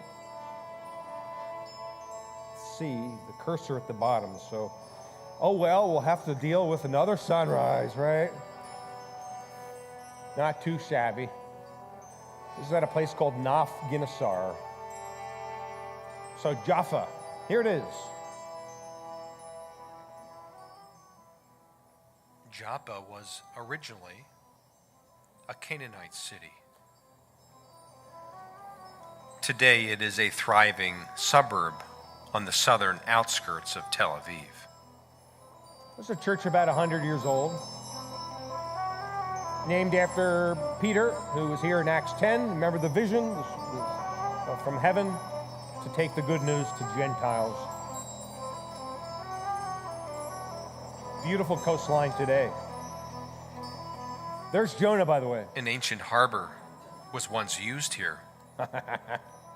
The prophet Jonah sailed from this harbor. Also, timbers from Phoenicia were floated into this harbor for delivery and use in Solomon's temple in Jerusalem. Peter also had a vision from heaven here at Joppa. Jonah was from the north, and when God called him, he went south. He sailed out of this harbor. You can still see some of the ancient stones of the harbor that goes back to his day, to the 8th century BC. There it is. Jaffa can still be seen in the distance.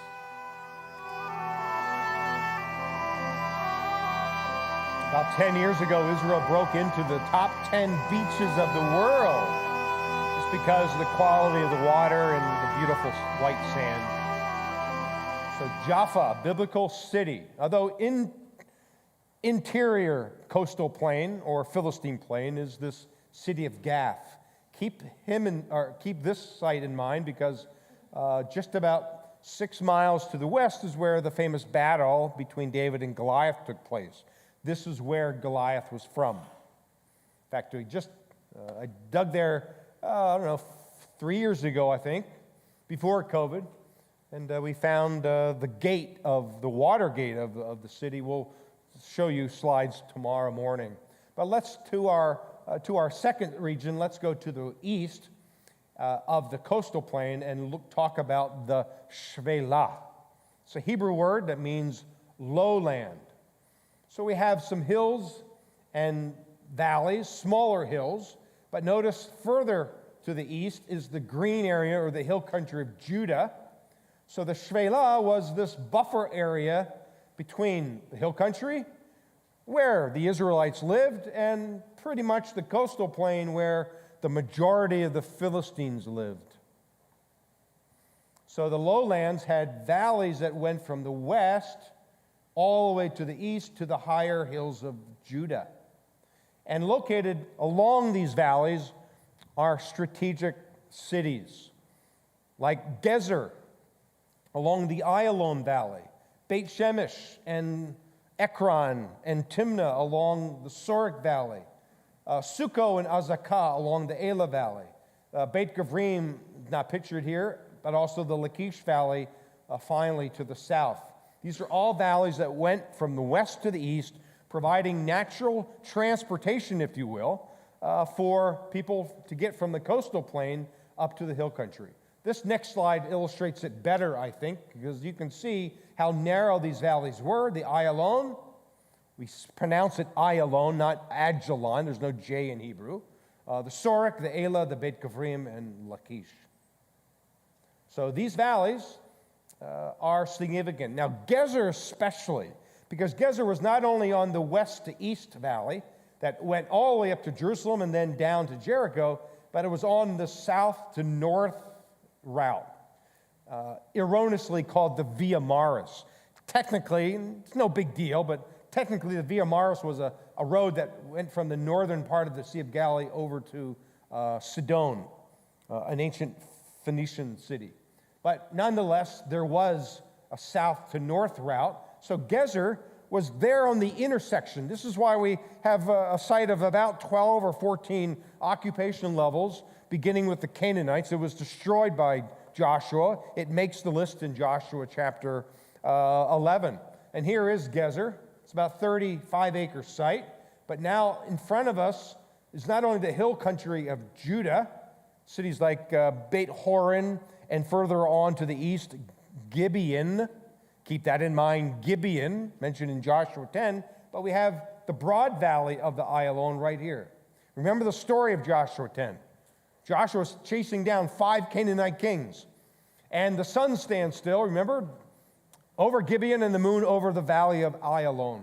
We're looking at the very battlefield of Joshua against these 5 Canaanite kings, and he chased them all the way down to Lachish, and that city would be taken in 2 days. So a very, very prominent and important region of the Ayalon Valley in the northern Shvelah. But the next valley to the south is the Sorek Valley.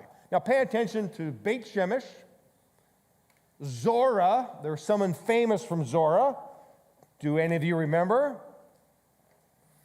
Big, strong guy with hair longer than I do. His name is Samson. Ekron and Timnah. The first story comes from Judges chapter 13 and 14. Samson is born in Zorah. In chapter 14, he literally says, Dad, well, okay, I'm paraphrasing. I'll be home for supper. I'm just going down the valley. And what's he doing? He goes to Timnah. And lo and behold, there's a Philistine woman living in Timnah. And when Samson comes home, his dad basically says, and now I'm more or less quoting, the dad says, Samson, why couldn't you have chosen a good Jewish girl? He marries someone who lived only 3.5 miles away from his hometown. This is how close the Philistines lived to the Israelites in the time of Samson. Now, of course, as you know the story, Samson's first wife, she was nameless, but she and her father and household are killed by their fellow Philistines because of all the havoc that Samson was causing. So Samson now marries wife number 2. She's also a Philistine. Where was she from? We're not sure. The Bible just says from the Sorek Valley. However, she well could have been from Ekron, which brings us to the second story mentioned in 1 Samuel 6. Here's Beit Shemesh. Here's the Sorek Valley. Zorah is here where Samson was from. There's Tel Batash, or Timnah. You can just picture Samson going there and getting his wife and all kinds of havoc that he did against the Philistines, you know, the fox and all that. But then behind what we call the shoulder of Ekron is Tel Ekron, or Tel Miknah. And this brings us to 1 Samuel 6. Long story short, it's such a great story. We stand right there and read it. And these Philistines who captured the ark in chapter 4 of Samuel, the ark bounces around for 7 months into 3 Philistine cities. Finally, it's in Ekron. There it is. And they want to get rid of the Ark of the Covenant, so they build a cart, and they get 2 cows to pull the cart. And the text tells us, when the people of Beit Shemesh were harvesting their wheat in the field, they looked west, and here it comes, the Ark of the Covenant that was stolen in battle at a place called Aphek. You can see the story happening. Look how close the Philistines lived even in the time of 1 Samuel 6. That's an illustration of how important proximities are in creating context. Now, who were these Philistines? Now, we have to thank Ramses III in his dedication temple on the west bank of Luxor in Egypt at a place called Medinet Habu. He pictured his defeat of the Sea Peoples. Now, there were 3 or so groups of Sea Peoples, but one of them, for sure, were what we know as the Philistines of the Bible. Now, the Philistines, or the Sea Peoples, were an Aegean group. In fact, Jeremiah and Amos tells us that they were from Kaftor, or Crete. They were part of the Minoan civilization. Later, after the Minoans sort of went off the scene because of the earthquake at Santorini, a beautiful island that we visit, by the way, on our Greek trips, the Mycenaeans took over, also another Greek island people group. And eventually, in about 1200, 1250 BC, here comes these guys. This is how the Egyptians pictured them. Notice how their helmet and their chest protector, and they always wore skirts. Can maybe Goliath or the Philistines that we know in the Bible, maybe they look like this? After all, this is how the Egyptians pictured them. So this is an interesting cultural context to tell you that in this valley here, and I'm retracing the valley for you, it winds right and then left. It comes narrow right between here, and then it widens here and then becomes narrow here. This is a picture from Azekah. Now we do know from 1 Samuel 17, just 6 miles away, Goliath in the Philistines. They take camp on this ridge here. How do we know that?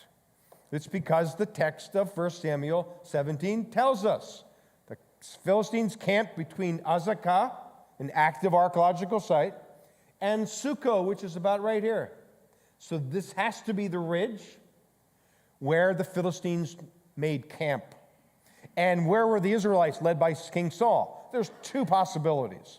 It's either this ridge or this area here. Personally, I think it's around the bend where the valley becomes narrow again. And that word, narrow, comes from the Hebrew word gai, which is an indication of a valley that is narrow. So through the Hebrew of 1 Samuel 17, we can pinpoint the battle between David and Goliath. And David, of course, wins. He comes confidently with God's strength and armed with only, let me get a couple things, maybe one thing at this point, a stone that maybe looked like this.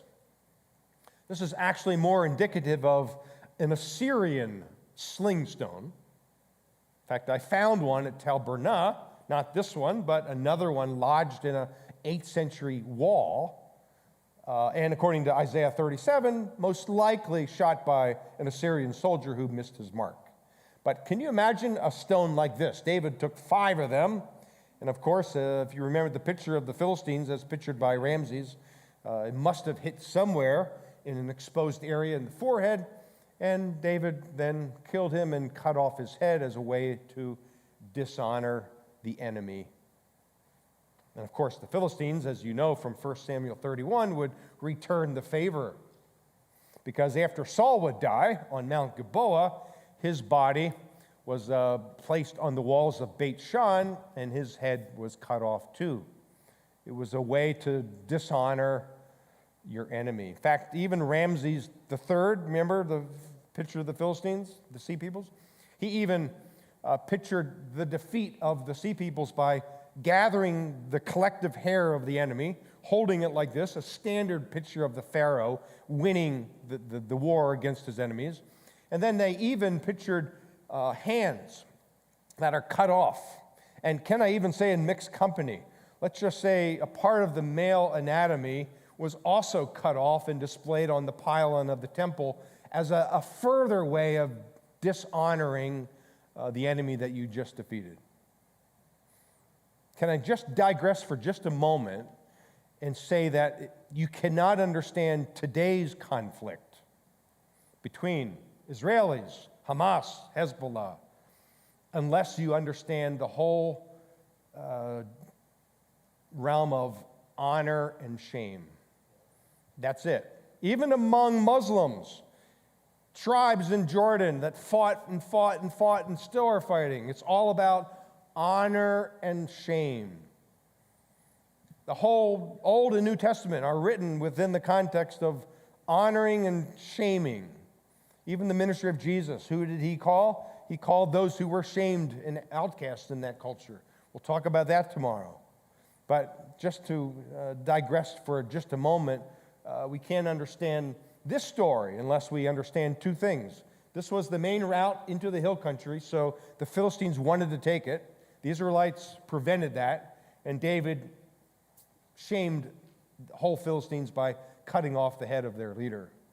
So nothing has really changed from the days of the Bible until now.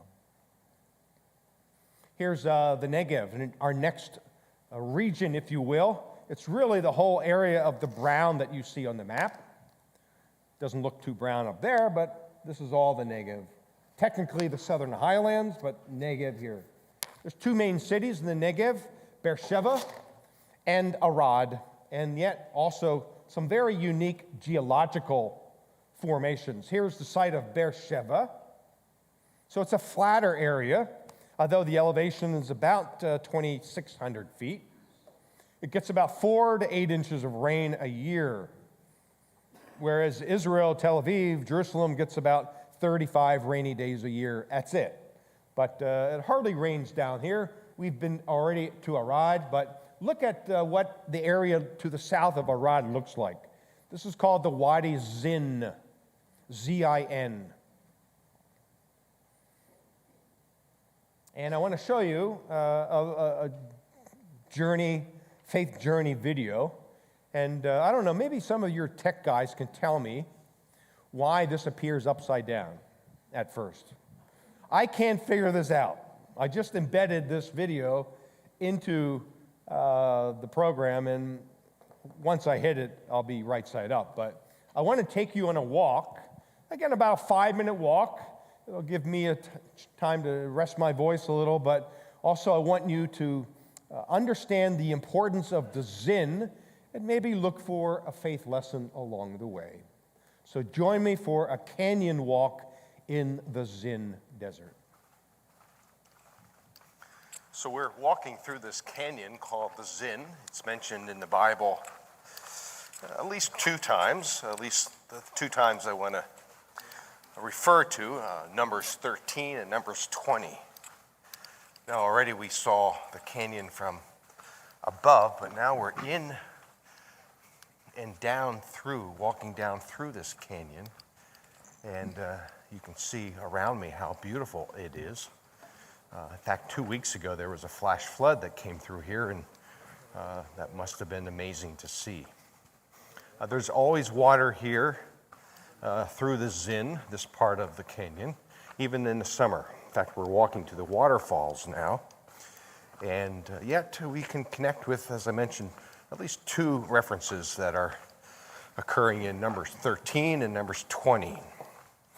So the first one, Numbers 13, Moses sends out 12 spies.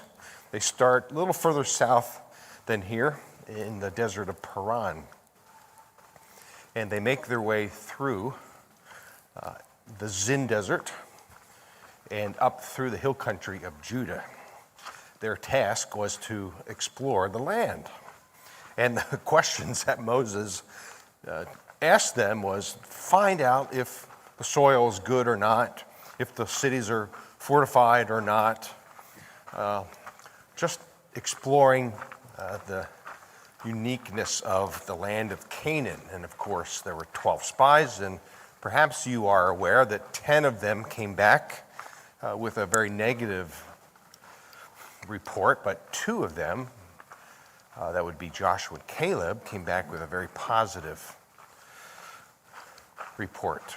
That's the first story. We'll come back to it in just a moment. But the second story is from Numbers chapter 20. And Numbers 20 tells us about this guy named Moses and Aaron, who were, again, responsible for the community called the Israelites.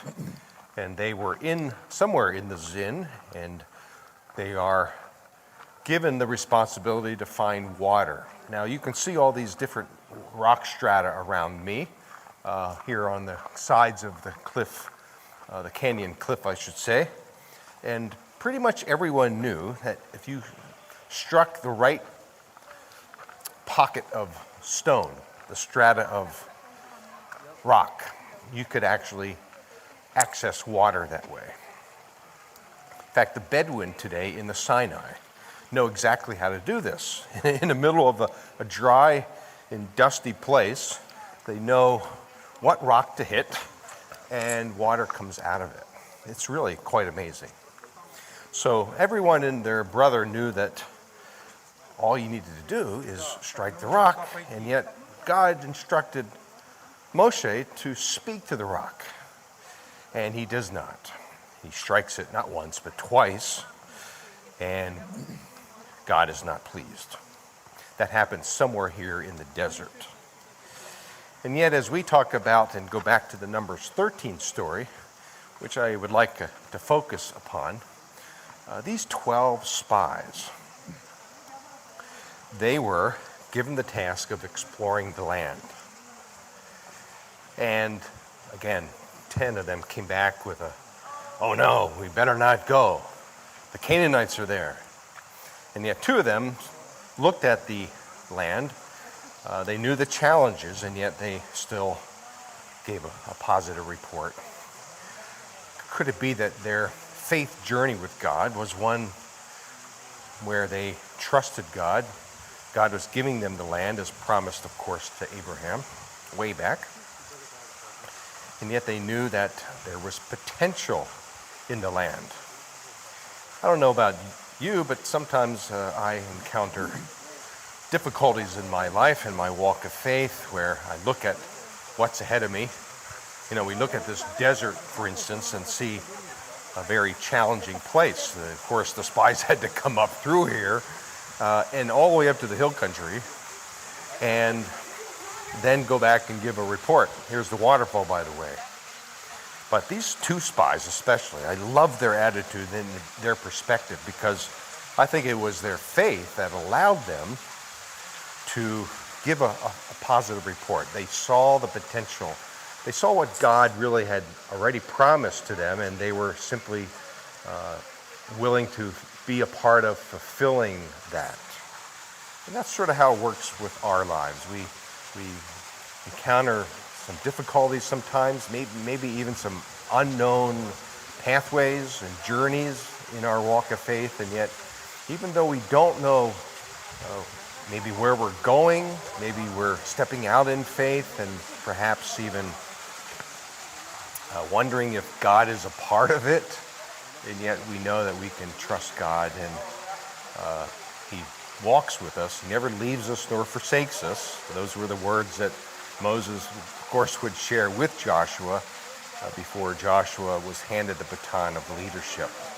So wherever you are in your journey of faith, if you're experiencing unknown places and going to places or experiencing life where you're not sure what to expect, know that God is with you, He walks with you, and He will strengthen and encourage you in your faith journey with Him. So these are the words of encouragement that we share from the bottom of the Zin Canyon here in southern Israel. So until next time, shalom. You can access these videos either through the app or on our YouTube channel. You can just search for my name, John Delancey, and you'll find all of these Faith Journey episodes. We have like 62. I think I just posted one yesterday. I think it was 62 or 3. But anyway, here's what's to the south of the Zin. It's Israel's Grand Canyon. Not quite our Grand Canyon, but it's called the Maktesh Ramon. Let's go to the Judean desert. You can see it's right off the western shoreline of the Dead Sea. So it is all desert. Indeed, there's some archaeology. Not much, but some. But look how blue that body of water is. It's 33% salt and mineral. And yet, from the shoreline to the west, it's a very dry and weary land where there is no water, except in places like En-Gedi, where we read 1 Samuel 24, David and Saul encounter each other. There's also the ibex and the conies, 2 biblical animals that are mentioned in Psalm 104. Some of the archaeology, most of it is at Masada, although there's some archaeology at En-Gedi as well. Masada was a palace fortress built by Herod the Great in the early 30s BC. He became king in 37 BC.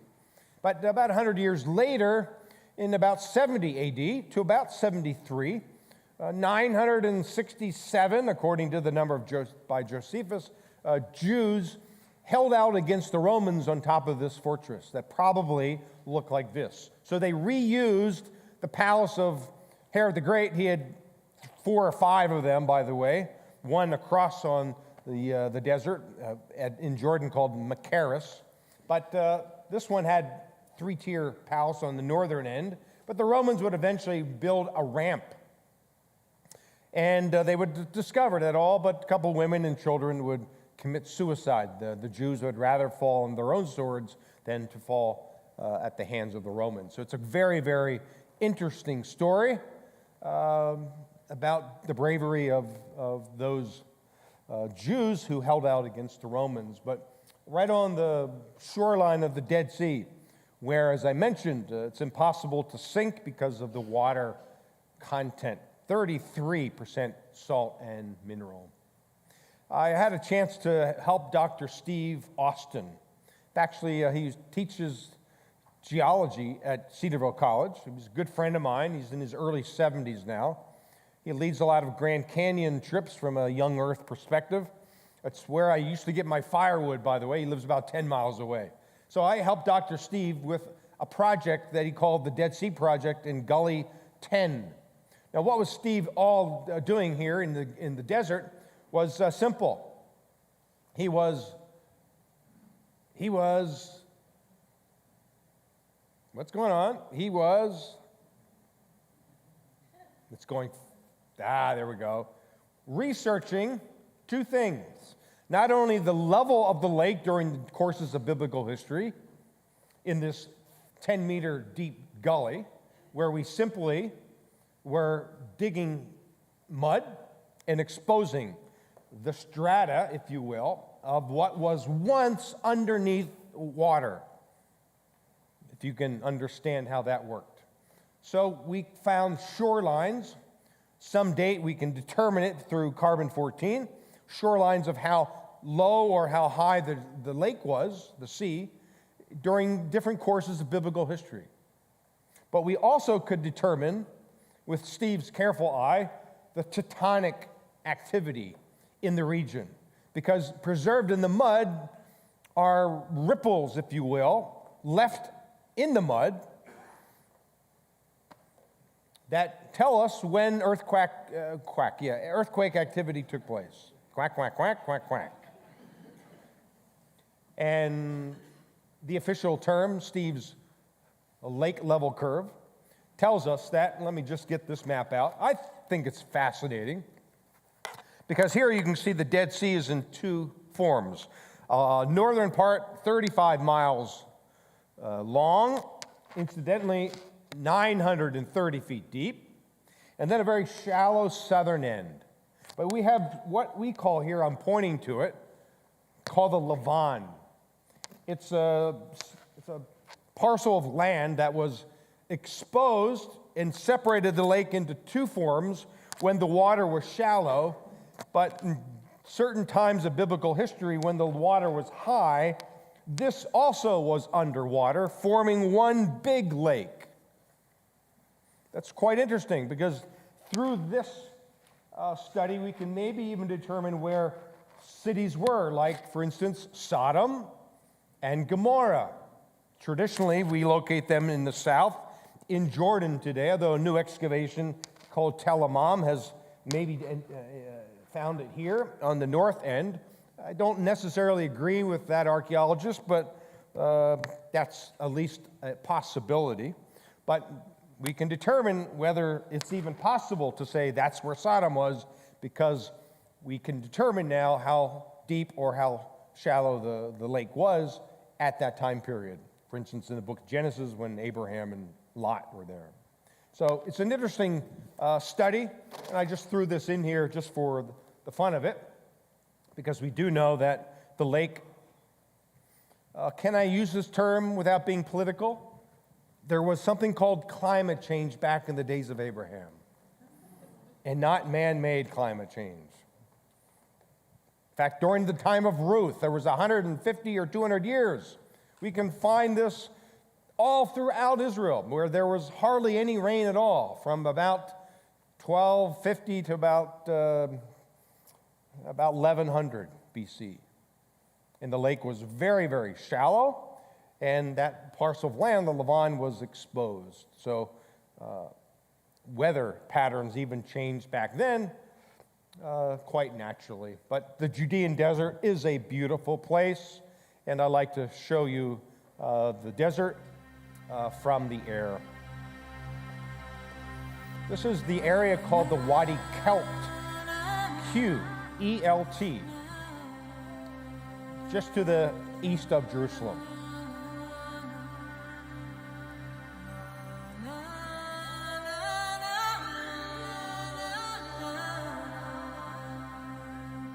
Beautiful background music. This is the Ancient Paths music that is part of the whole series, the Drone Project. Here's the Celt. Mentioned many places, as you see.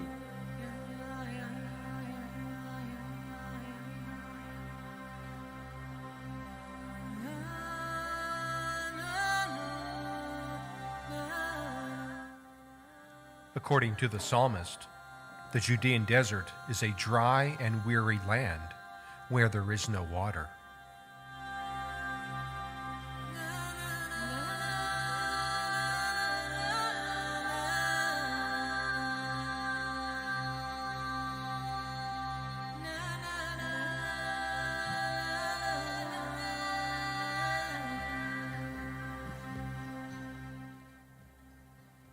It could have been near this area where the prophet Isaiah proclaimed, "A voice of one calling in the desert, prepare the way for the Lord. Make straight in the desert a highway for our God." We're looking out to Jericho here in this image. We just walked this path in August. It's about a 1.5 mile hike down to the bottom of the canyon.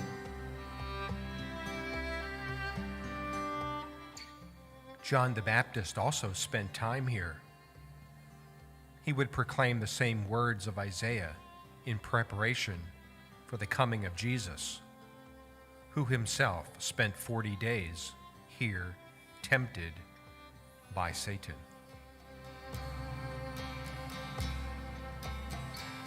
This is quite an interesting thing to see. What's carved out into Founded the in the 5th century AD, cliff? the St. George Greek Orthodox monastery was built into the cliff.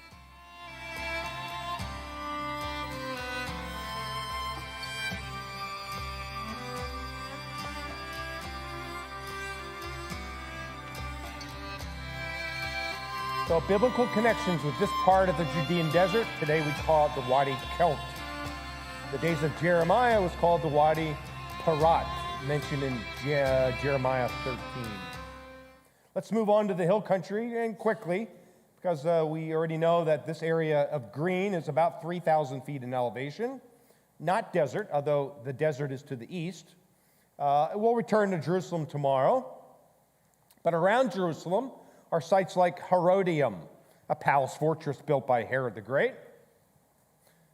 Let me go back here. Just over that hill is Bethlehem. Jesus was literally born underneath the shadow of Herod the Great, who not only lived in Jerusalem, but had a palace fortress here. And then this site called Gibeon, the Gibeonites lived here.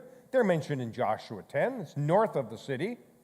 Also north of the city is Ai, or Ai, mentioned in Joshua 7 and 8, the second city taken by Joshua. And to the west, literally and exactly 7 miles, this very well could be biblical Emmaus, although Emmaus may be a little closer to Jerusalem. But for sure, it's Kiryat Ye'arim. It's where the Ark of the Covenant rested for 20 years. Let's now go to the Jordan River Valley. It extends 65 miles from the tip of the northern tip of the Sea of the Dead Sea all the way up to the southern end of the Sea of Galilee. Jericho is here and Beit Shan is here, the two primary cities. But in between is this river, not much of a river anymore. It's the Jordan River. And according to John 1, we do know that Jesus was baptized in a place called Bethany beyond the Jordan. In the days of the Bible, according to the book of John, it was called Perea, the region of Perea. Now, the Byzantine Christians in the 4th and 5th century AD came and established a mark, if you will, of where Jesus was baptized, although the Byzantines typically preserved the story of the Bible and not the precise location.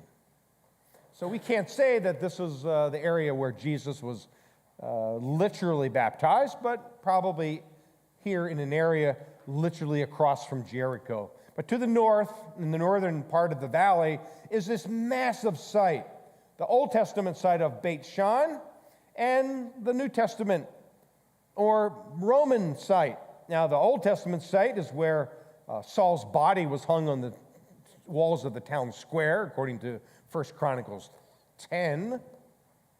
But the Roman city was made and positioned well below what was then the temple of Zeus on top. This Roman city had a theater, had a colonnaded street, had bathhouses, even had public latrines. Yes, that's indeed what they had, and probably a stadium not excavated yet. So a huge Roman city. It was one of the 10 Decapolis cities, not mentioned by name in the New Testament, but it served as one of these 10 cities. That term was mentioned. Today, the archaeological site, I think, is the most impressive in all of Israel. Let's now go to the hill country of Samaria. Just again, appreciate that this is also an uplifted limestone area. Jerusalem is right there. And so everything to the north is hill country of Samaria. Now today, the term today is West Bank, because it served as the West Bank of Jordan. If you remember back from 1948, even through 67, the war there. But we like the term Judea and Samaria, which is again high hills about 3,000 feet, nice uplifted limestone, valleys. Abraham walked through here many times, as recorded in the book of Genesis. Even a lot of archaeology, like this site of Shechem, and nearby John 4 unfolds here at a place called Sychar. This is what the ruins look like of the ancient well of Jacob here in Sychar. Today, of course, there's a church that was built over top of it. Let's return to the Mediterranean coastline as we get closer to our final region. The coastline also is back to sea level. We call it the Sharon Plain, and Caesarea is the main archaeological site on this region. But to the north and east are two regions, the Carmel, and we'll do this one together, the Jezreel Valley. So here's the Carmel Range. The Egyptians used to call it the nose of the antelope. And the Jezreel Valley, Israel's biggest valley in the land. So we'll take a look at this valley, also from the air, but also the Carmel Range.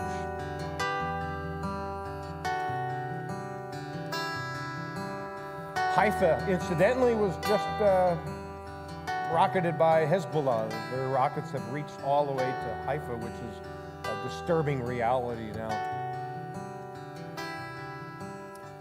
Here it is, the Carmel. The Carmel Range is what separates the Sharon Plain to the west and the Jezreel Valley to the east and north. Today, it is Israel's primary forest. Sort of looks like this part of Ohio, doesn't it? Or my neck of the woods in northwestern Pennsylvania. According to the book of Amos, chapter 1 and 9, Israelites hid from the judgment of God here in the Carmel. A couple hundred years ago, a Carmelite, a sect of Catholicism, a chapel was built here. The view from the top of the chapel is amazing of the Jezreel Valley below. Here it is, the Jezreel Valley.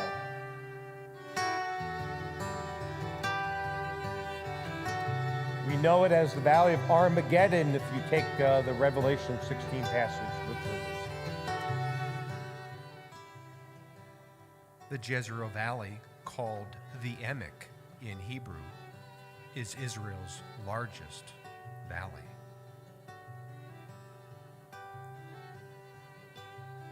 The hill of Moreh Hill of Moreh. is where Gideon defeated the Midianites. And the mountain called Mount Tabor is where Deborah and Barak defeated Sisera. Mount Tabor. In fact, that Arab village there today, it's an Arab village. It's called Deborah. It's preserving the name of the story of Judges 4. So, the Jezreel Valley, look at how important it was. From all directions, there were cities guarding the entrance. And I want to take you to illustrate why Megiddo was so important. It was located on the most direct but the narrowest of the passes from the west and the south into this big valley. There, by the way, is the hill of Moreh. There's Mount Tabor and the city of Nazareth, where Jesus grew up. Look how nice and lush it is, the agriculture of the area. It's called Emek in Hebrew, the breadbasket of Israel. There's Tabor one more time. But let me illustrate how the Egyptians took this city. Here's the archaeological site of Megiddo. The date is 1468 BC. And it's this guy. I'll show you his picture after I illustrate the three passes or routes into the valley from the south and west. This is the most direct. It's called the Aruna Pass. There's Megiddo. And cities were located at the end of these passes to guard the entrance into the larger valley. Keep this in mind. So, this guy named Thutmose III was positioned right here. This is what he looks like today. Not having a good day. He had 18 military campaigns. He ruled over 40 years. He probably was the pharaoh when Moses was born in about 1523. And this is his tomb. When it's open in the Valley of the Kings, we go in here. This is the very famous tomb of Thutmose III. So, the Egyptians are down here. Which pass would they take? This one, or this one? Well, through the relief on the pylon at the Temple of Karnak in Egypt, in Luxor, Thutmose III decided to go the shortest but the most narrowest of passes. And he took this route, and he took Megiddo over the course of a 7-month campaign. We even have the very words of Thutmose III. I won't read it all, but his generals advised him to go the easy way, the alternative way, the wider routes. And what did the Canaanites do, by the way? They didn't think that Thutmose III would come up the most direct route, so they repositioned their troops here, leaving the whole narrow pass wide open. And this is what Thutmose said to his generals. As I live, as I am the beloved of Ra, and praised by my father Amun, I will go on the narrow road. And that's exactly what happened. So this guy here, the whole dialogue is so interesting to read. And finally, for the ruler of every northern country is in Megiddo, and its capture is as the capture of 1,000 cities. You see, Thutmose III knew the importance of this city, and he took it and wrote about it in Luxor. There he is. As I mentioned, he's dishonoring his enemies by collectively gathering their hair and telling the world that I defeated the Canaanites at Megiddo. Let's go to the Lower Galilee as we finish up tonight. The Lower Galilee is in this area here. It begins with Nazareth, technically, where Jesus grew up. There is Nazareth. It's a city of about 80,000 Arabs who are Israeli citizens. Don't ever, ever, ever think that the Israelis are an apartheid government. Whoever claims that doesn't know not only history, but they don't know today's political environment. There are 1.5 million Arabs who receive full benefit of Israeli citizenship. Even one of the biggest parties in the Knesset is the Arab delegation. Don't tell me that Israel is an apartheid country. It's ridiculous to even suggest that. Today, this is what the city looks like. In the days of Jesus, it was a very small town. In fact, Nathanael, John 1, remember, what good can come out of Nazareth? Well, we'll talk about that tomorrow. Nearby, 4 miles from Nazareth, which is right there, was a city called Sepphoris that in 6 AD revolted against the Romans, led by a guy named Judas the Galilean. We know of his name because he's mentioned in Acts chapter 5. So when Jesus is about 10 years old, living here, no doubt he knew very well of this revolt. Jesus, of course, 20 years later, would become a Messiah-like figure, but not a politically oriented one, a spiritual Messiah. Across the Beit Netofa Valley is biblical Cana right there. It's an off-the-beaten-track site. We'll visit it tomorrow, but look how beautiful the area of the Galilee is. And of course, the Sea of Galilee Basin, a beautiful area, and this is what the lake looks like today. It's about 120 feet deep, and we'll take a look at this particular lake as well from the air. I sort of wish I could somehow maneuver the slide here, but I don't even see it appearing, so we'll have to endure the introduction. And, maybe we won't watch this whole thing. We're looking at the clock carefully, but I think we'll finish by 9 tonight. But beautiful sunrise, and we'll talk about this lake. The sunrise is Can you have it spectacular a little louder, please? Thank over you. the Sea of Galilee, a freshwater lake. Perfect. Thank you. It's fresh water. It's fed by 3 tributaries in the north: the Banias, the Dan, and the Hatzbani that comes from Lebanon.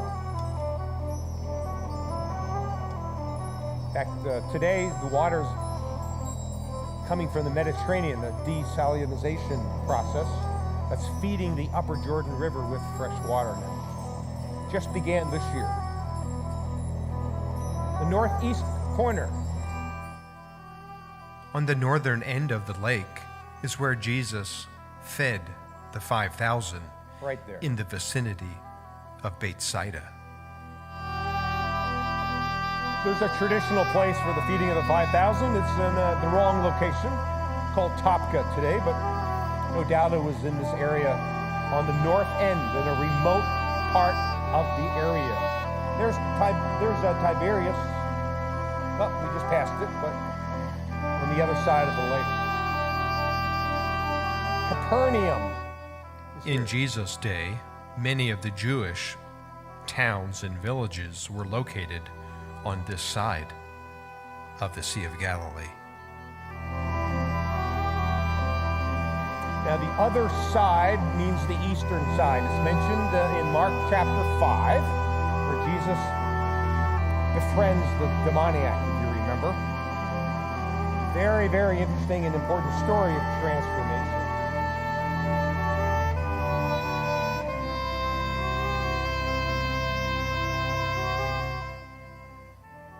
The Sea of Galilee is about 13 miles in length and about 7 miles at its widest point.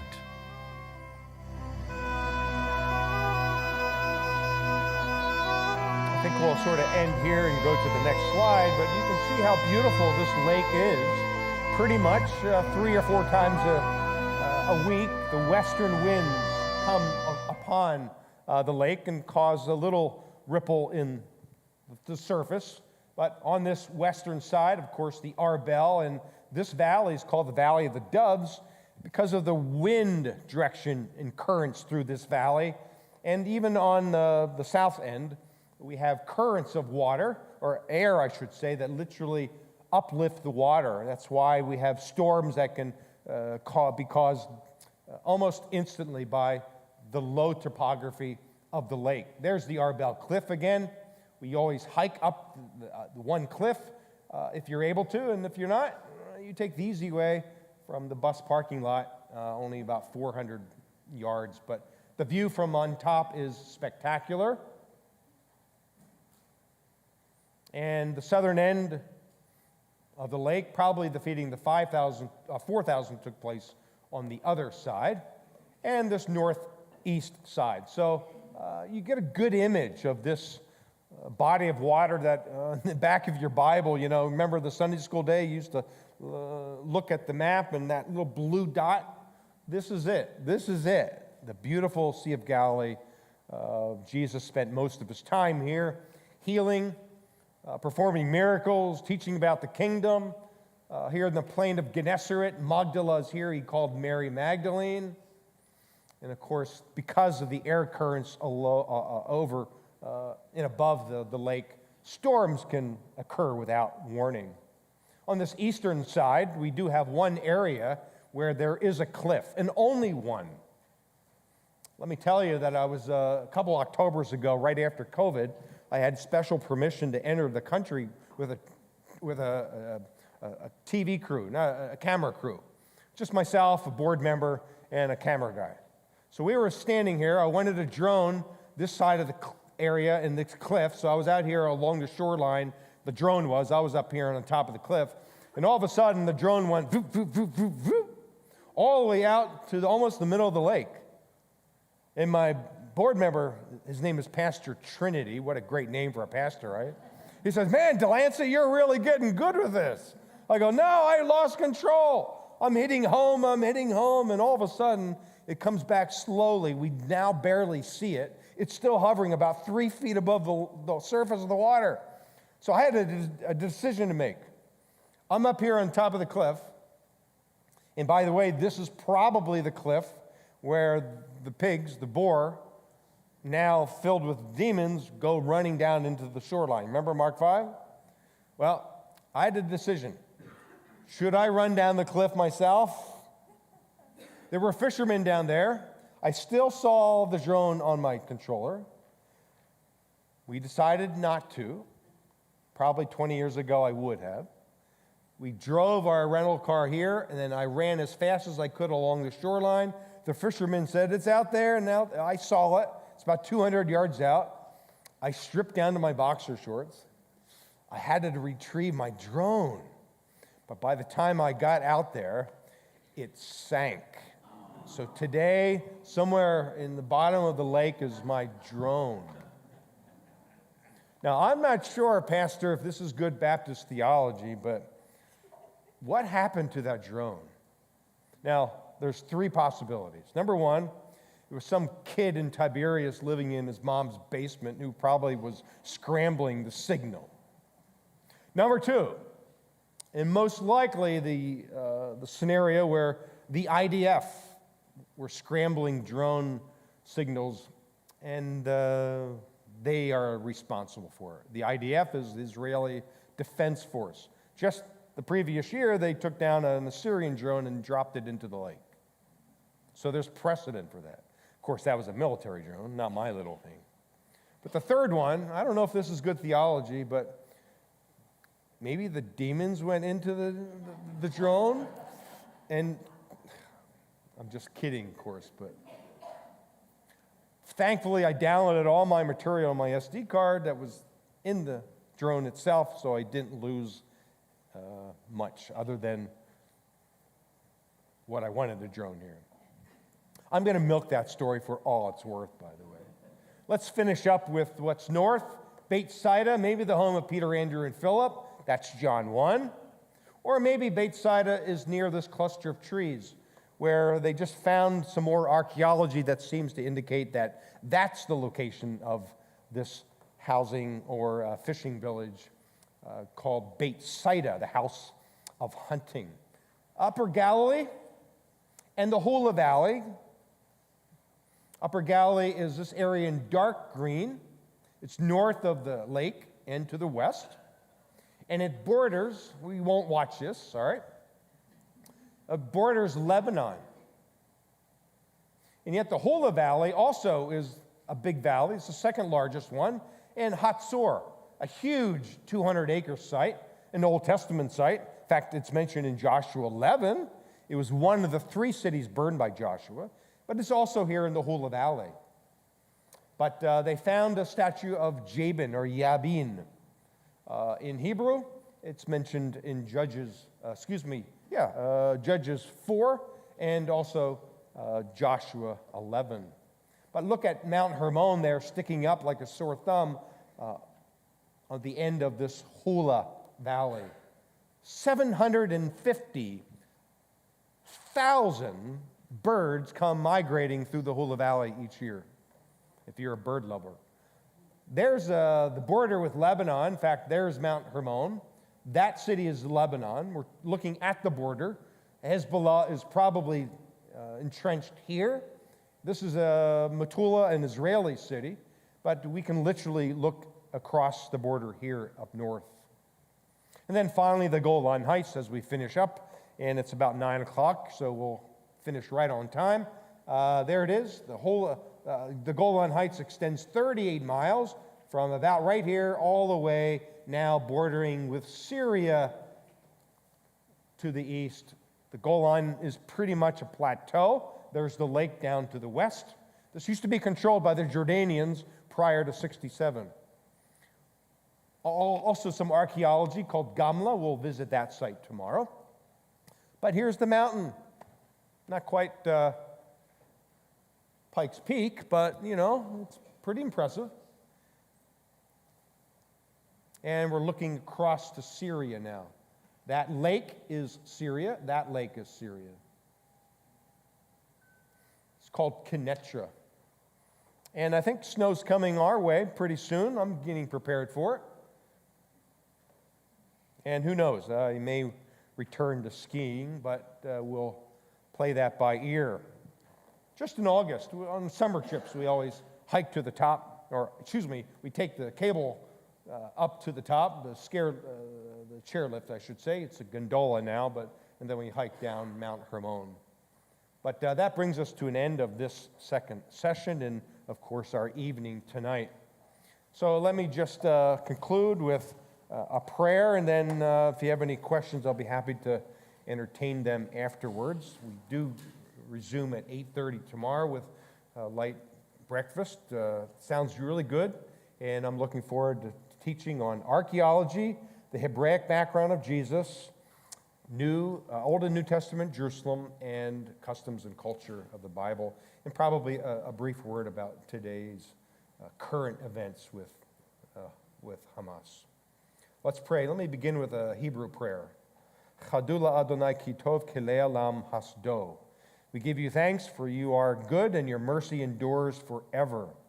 Baruch atah Adonai Eloheinu melech ha'olam. Blessed are you, Lord, King of the universe.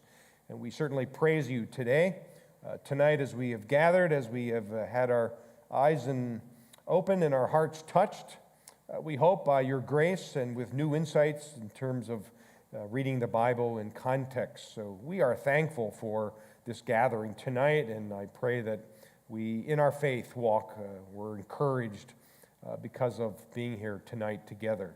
Thank you for the ministry of this church, and we just look forward to tomorrow and Sunday as we continue teaching about your land, and as we talk about the stories of the Bible, we do again pray that they may come to life right before our very eyes. Give us a good night's sleep, and we'll return tomorrow by your grace. In Christ's name we pray, and all of God's people said, amen. Okay, thank you very much. The resource table is here. It'll be here tomorrow and Sunday as well. Thank you.